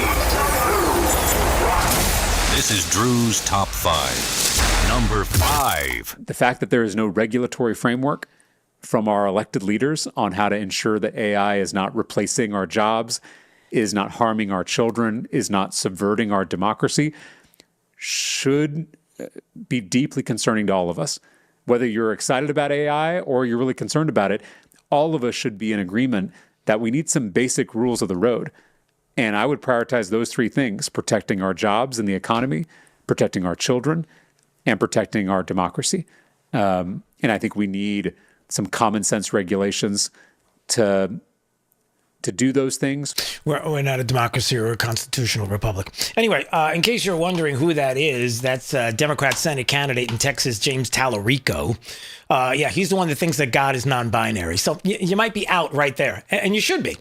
But there he is on some podcast saying that he wants common sense regulations to make sure that AI is, quote, not subverting our democracy. Now, some people are like, yes, we need to have some kind of guardrails, common sense restrictions when it comes to AI. I'm worried about my kids. I'm worried about the future. Yeah, but I'm even more worried about Democrats who want to take control of AI and decide what is subverting democracy when they don't even want to admit that we're a constitutional republic. I got a problem with that. Number 4. All of our programs are built for a high trust society. We didn't set up these programs with layers and layers and layers of anti-fraud redundancy because we set it up for a people who are accustomed to be able to trust their neighbors, their families, and their friends to do the right thing, to be honest, and not to try to bilk their fellow Americans by raiding these programs. It's become clear that that social trust has been diminished and that people have taken advantage of these programs. Yes, it has been made clear. Andrew Ferguson, White House Task Force to Eliminate Fraud on today's $90 million fraud bust in Minnesota. I don't know if they say A there. But anyway, the point is that upon this fraud bust and the discussion about 15 individuals being indicted over this, a healthcare fraud scheme, a sweeping FBI investigation, you have Andrew Ferguson saying, look, our social programs were built for a high trust society. You don't have layer upon layer upon layer of ways that we can go after fraud because we're like, hey, healthcare, taking care of people, maybe your relatives, the elderly, you've got to have some trust. Well, apparently we can't anymore. That social trust has become diminished. I'd say it's gone. And until it comes back, You don't get the money unless we know enough about you to have you be able to have the money to begin with. And fraudsters need to be put behind bars. You need perp walks and people indicted and convicted, because if they're not, they'll just keep going. Number 3. Okay, so there's a new TikTok trend. You know, takeovers, going into restaurants, trashing places, meeting up, driving crazy. Listen, that's not going to work in Polk County. There's a whole lot of laws that not only hold juveniles responsible, adults responsible, but parents responsible for your children's conduct, to include juvenile curfews. Now, summer's coming, and we want the kids to have a good time and a fun time. They worked hard in the school this year. We don't want them to start next year with a criminal arrest record. But I'll guarantee you, they start cutting the fool, tearing up people's businesses, fighting in the streets. We're going to lock them up, all of them. And then, Mom and Daddy, if you don't hold them accountable personally, make sure they're home when they need to be, then we're going to come lock you up too, or charge you civilly, depending on which laws we can plug in. Whoa. In case you didn't know that voice, you probably do. That's the voice of Polk County Sheriff Grady Judd, who's had enough with these teen takeovers that you're hearing about across the country. He says it's not going to work in Polk County. You start acting like a fool, tearing up businesses, fighting in the streets, we're going to light them up, all of them. And the parents, you're not doing the right thing, you're going to be in trouble as well. The sheriff's not messing around. Number 2. That was before I was drinking. That's right. Here's the question, Stephen. What is the question? What do you think happens when we die? Here's what I picture. Some of these questions, if I answer them, I have to think of what do I think as I'm waiting for the person to answer them. When I give it to them, what comes to mind? And when I comes to mind, when I ask this question, I think of almost like it's more like a feeling. And the feeling is that when we die, I think there is some continuance of some kind, but it's like a dispersion of the self into some other greater being. And I don't have any other feelings beyond that. What you're saying is we become Febreze. Yes, right. See, now, some might say Stephen Colbert of the program that no longer will exist after tonight, who, as Colin Rugg on his X account suggested, that he just was named one of the best Catholic evangelists by America Magazine, says that he thinks when people die, they become something like Febreze, like off into the dust. Like a feeling, and when we die, like a continuous of some kind, like a dispersion of the self into some other greater being. Now, some people might say, wow, that dude's a fraud. And yeah, you know, I would agree with you, because when you talk about that kind of award and being a good Catholic, that doesn't sound like, that sounds like a fraud to me. Number 1. Attending your son's wedding this weekend, by the way? He'd like me to go, but it's going to be just a small little private affair, and I'm going to try and make it. I'm in the midst. I said, you know, this is not good timing for me. I have a thing called Iran and other things. That's one I can't win on. If I do attend, I get killed. If I don't attend, I get killed. By the fake news, of course, I'm talking about. No, but he's got a very a person who I've known for a long time, and hopefully they're going to have a great marriage. So that's the President of the United States who speaks truth right there. When a reporter said, hey, are you going to attend your son's wedding this weekend, by the way? I think it's in the Bahamas. He said, got a lot going on. If I do attend, I'm going to get killed. If I don't, I'm going to get killed by the fake news. And it's like a small little private affair, and he's thinking about it, but that's a tough one. Drew's Top 5. Yeah, he's not wrong. By the way, let me just pivot back to Colbert, if you don't mind, because the tour right now, that is the Tour of Tears for Stephen Colbert and tonight being his last night. And you know, it's all about Donald Trump. He did this. How do I know? Because Bruce Springsteen said it. I guess he was on the show last night, because now they're bringing out all the heavy hitters to make the point that it's all President Trump's fault, right? There he is. Stephen, I'm here in support tonight for Stephen because you're the first guy in America who's lost his show because we got a president who can't take a joke. No, sorry. You might be the boss, but I'm starting to think you're the boss of, I was going to say stupidity, but that's not very kind to call him the boss of stupidity. It should be something else. The boss of ignorance? How about the boss of ignorance? Can we do that? Is that kinder? Gentler? It's kinder. Yeah, it's kinder. Not that we should be to him. Yeah, I don't think we should. He cusses a bunch, so I couldn't play the rest of it, but he said he's supporting Stephen because the first guy in America who lost the show because we got a president who can't take a joke. Do you really think that that's the reason why? Now, I played this earlier. You know, you got Letterman doing the same thing. Well, Letterman didn't really do the same thing in the clip that I played earlier, so I'm not going to play it again.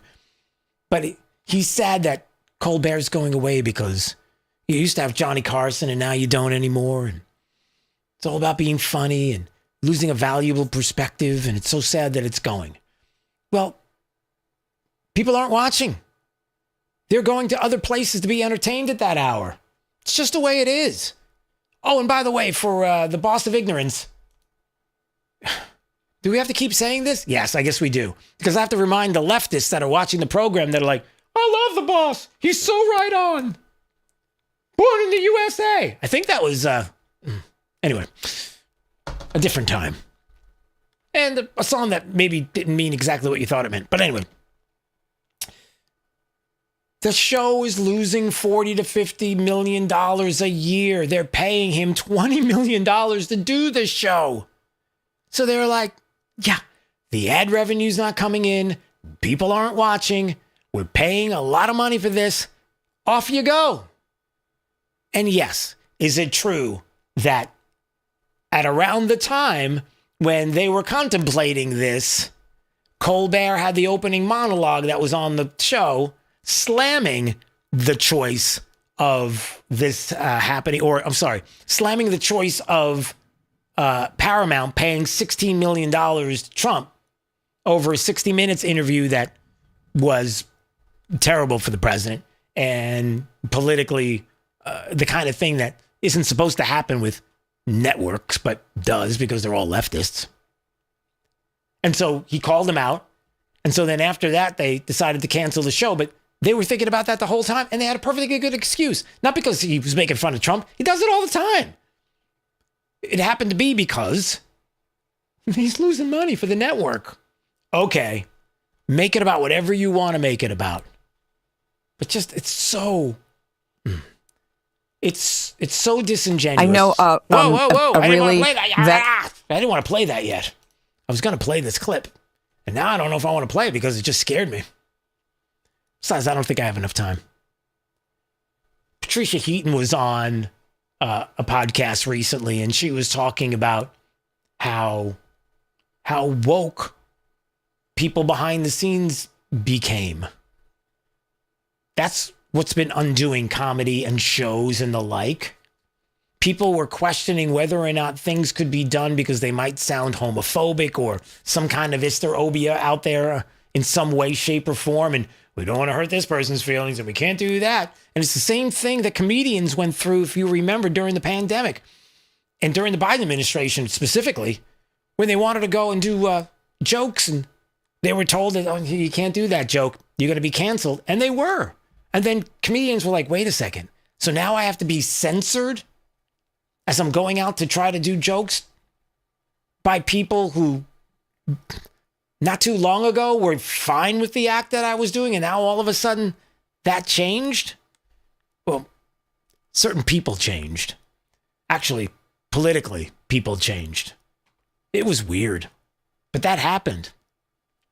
And we also thought masks were going to take away the ability for us not to get the vid, which was really strange as well. Dr. Fauci, Give us vaccine. And people were making crazy songs like that, too, about how awesome Dr. Fauci was. Strange times. But anyway, that's all for the Colbert stuff. I'm good with that. All right, what else we got going on here at Florida's Voice? Looking at the time, I can't play another clip. I'm just not going to be fair with it, so we're going to have to go into a break without one. But when we come back, we'll put a bow on the show, and we've got plenty more to come. Oh, that's right. I do have a clip to play.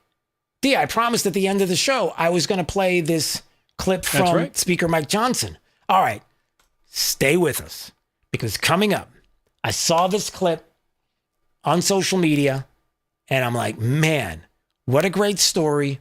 I've got to play this on the air.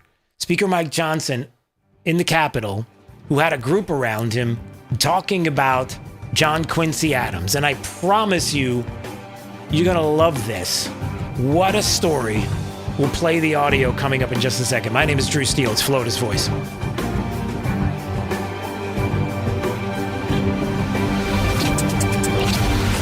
You're listening to Florida's Voice with Drew Steele.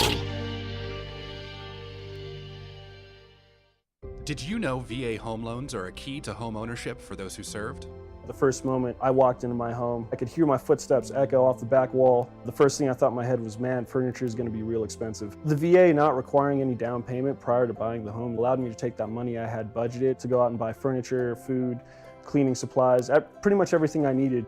Purchasing a home is scary, but ultimately it's not impossible, and they make it so that anybody can do it.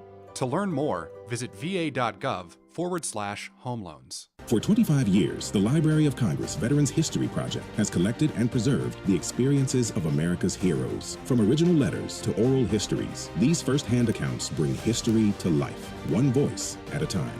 With over 120,000 stories collected, each reveals the courage, sacrifice, and service of our veterans, but many remain untold. Help our nation reach 125,000. Share a story. Ensure a legacy. Visit loc.gov/vets today. You know, a lot of times you have to choose between something high quality or something that saves you money. But if you could get both, why not? Especially when it comes to healthcare, and that is MediShare. You get both. Many families save $500 a month with MediShare, and that's huge. But it's also true that people wind up way more satisfied, too. The member satisfaction rate for MediShare is double that of the typical health insurance plan. Double. That's because MediShare works. It has for more than 30 years. It's a community of Christians who have shared more than $5 billion of each other's bills. People love having telehealth. They love the huge PPO network. So, yeah, really, you can save a ton and like it better. Imagine being happy with how you're taking care of your health care. So if you're self-employed or part of the gig economy, or you just want a plan you're happy with, you can call right now and get a price in 2 minutes. Here's the number. Just call 855-SHARE-40. That's 855-SHARE-40. 855-SHARE-40.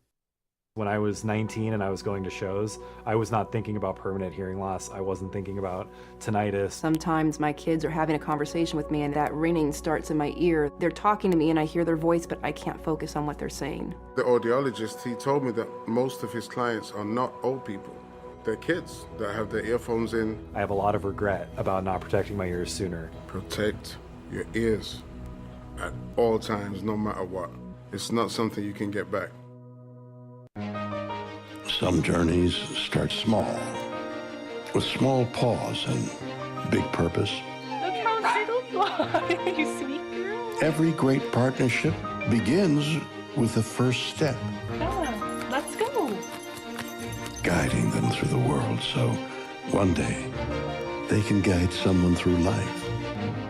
With shared experience, confidence grows, and the path becomes clear. It takes time, patience, and love. But the reward lasts a lifetime. Hey, good girl, Bella. You don't just raise a puppy. You raise a future. Become a Dogs Inc. puppy raiser. Give a dog a purpose. Give someone hope. Learn more at dogsinc.org. Hey, it's Drew Steele. Listen, I've lived in Southwest Florida long enough to know that when I needed countertops, you go to the best. Who's the best? Rock Solid on J&C Boulevard in Naples. First of all, Rock Solid's consultants, I wasn't really sure what I wanted, but I knew that they were knowledgeable, gave me all the information I needed to make the best decision. I love that fabrication is done on premises. It's not like they're subbing out the job to some third party, right? If you're looking for countertops, backsplash, you know where to go. Rock Solid, J&C Boulevard, Naples.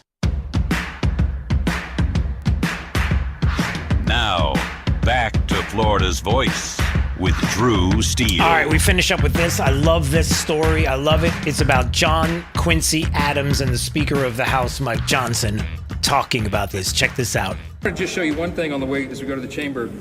This is the bronze plate of John Quincy Adams, and he sat here. This is where his desk was. Wow. He's the only former president who served in the House. After he was the 6th president, he ran for Congress and he served in the state of Massachusetts here. And the reason he came is a really important piece of our history.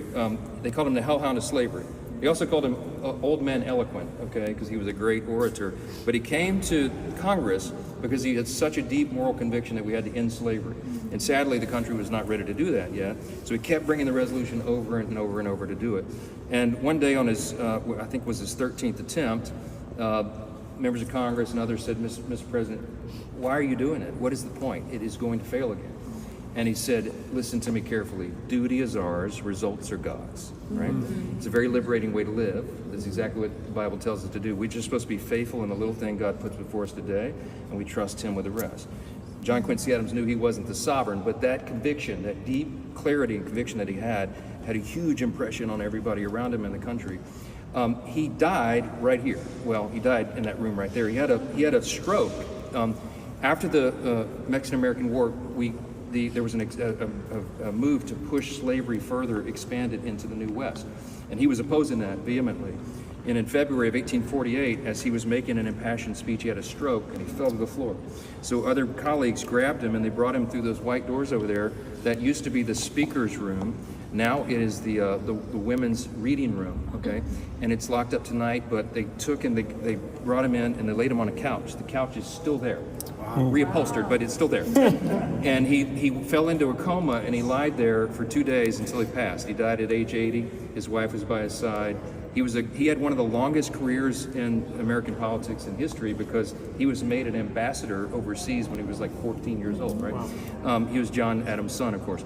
And they were raised in a culture of faith, and he was a deeply convicted believer. Here's what's so cool about the story, though. It was February 21st, 1848. They buried him on February 26th. One of the 6 pallbearers in the procession was a freshman member of Congress from Illinois named Abraham Lincoln. Oh. He was the mentee of John Quincy Adams because Abraham Lincoln was drawn to that conviction. Obviously, seeds planted in his heart, big influence upon him. And then the 6th president influenced the 16th president who ultimately freed the slaves, right? So you don't never know. We're just supposed to be faithful. We're supposed to sow seeds. We don't know how they're going to be watered. We don't know when it's the final fruition of that work is done, but God calls us to be faithful, and he was, and that's why we memorialize him here. Every member of Congress who later served as president has a brass plate around here in the original. How's that for a story, D? How incredible is that? Did you know that story? I had no idea. I had no idea either. Speaker of the House, Mike Johnson, there at the Capitol, talking about this bronze plate there on the floor in the Capitol and explaining the story about John Quincy Adams. I saw that somebody sent it to me today, and I said, I got to play this.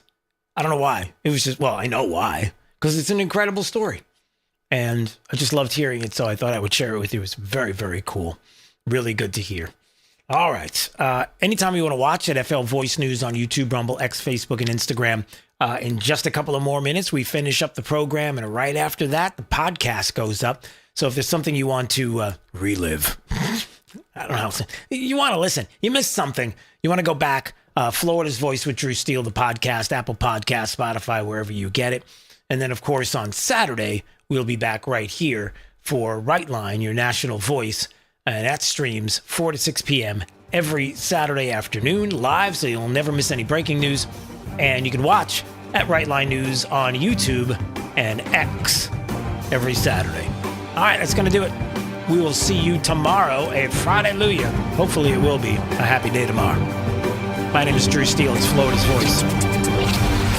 You're listening to Florida's Voice with Drew Steele.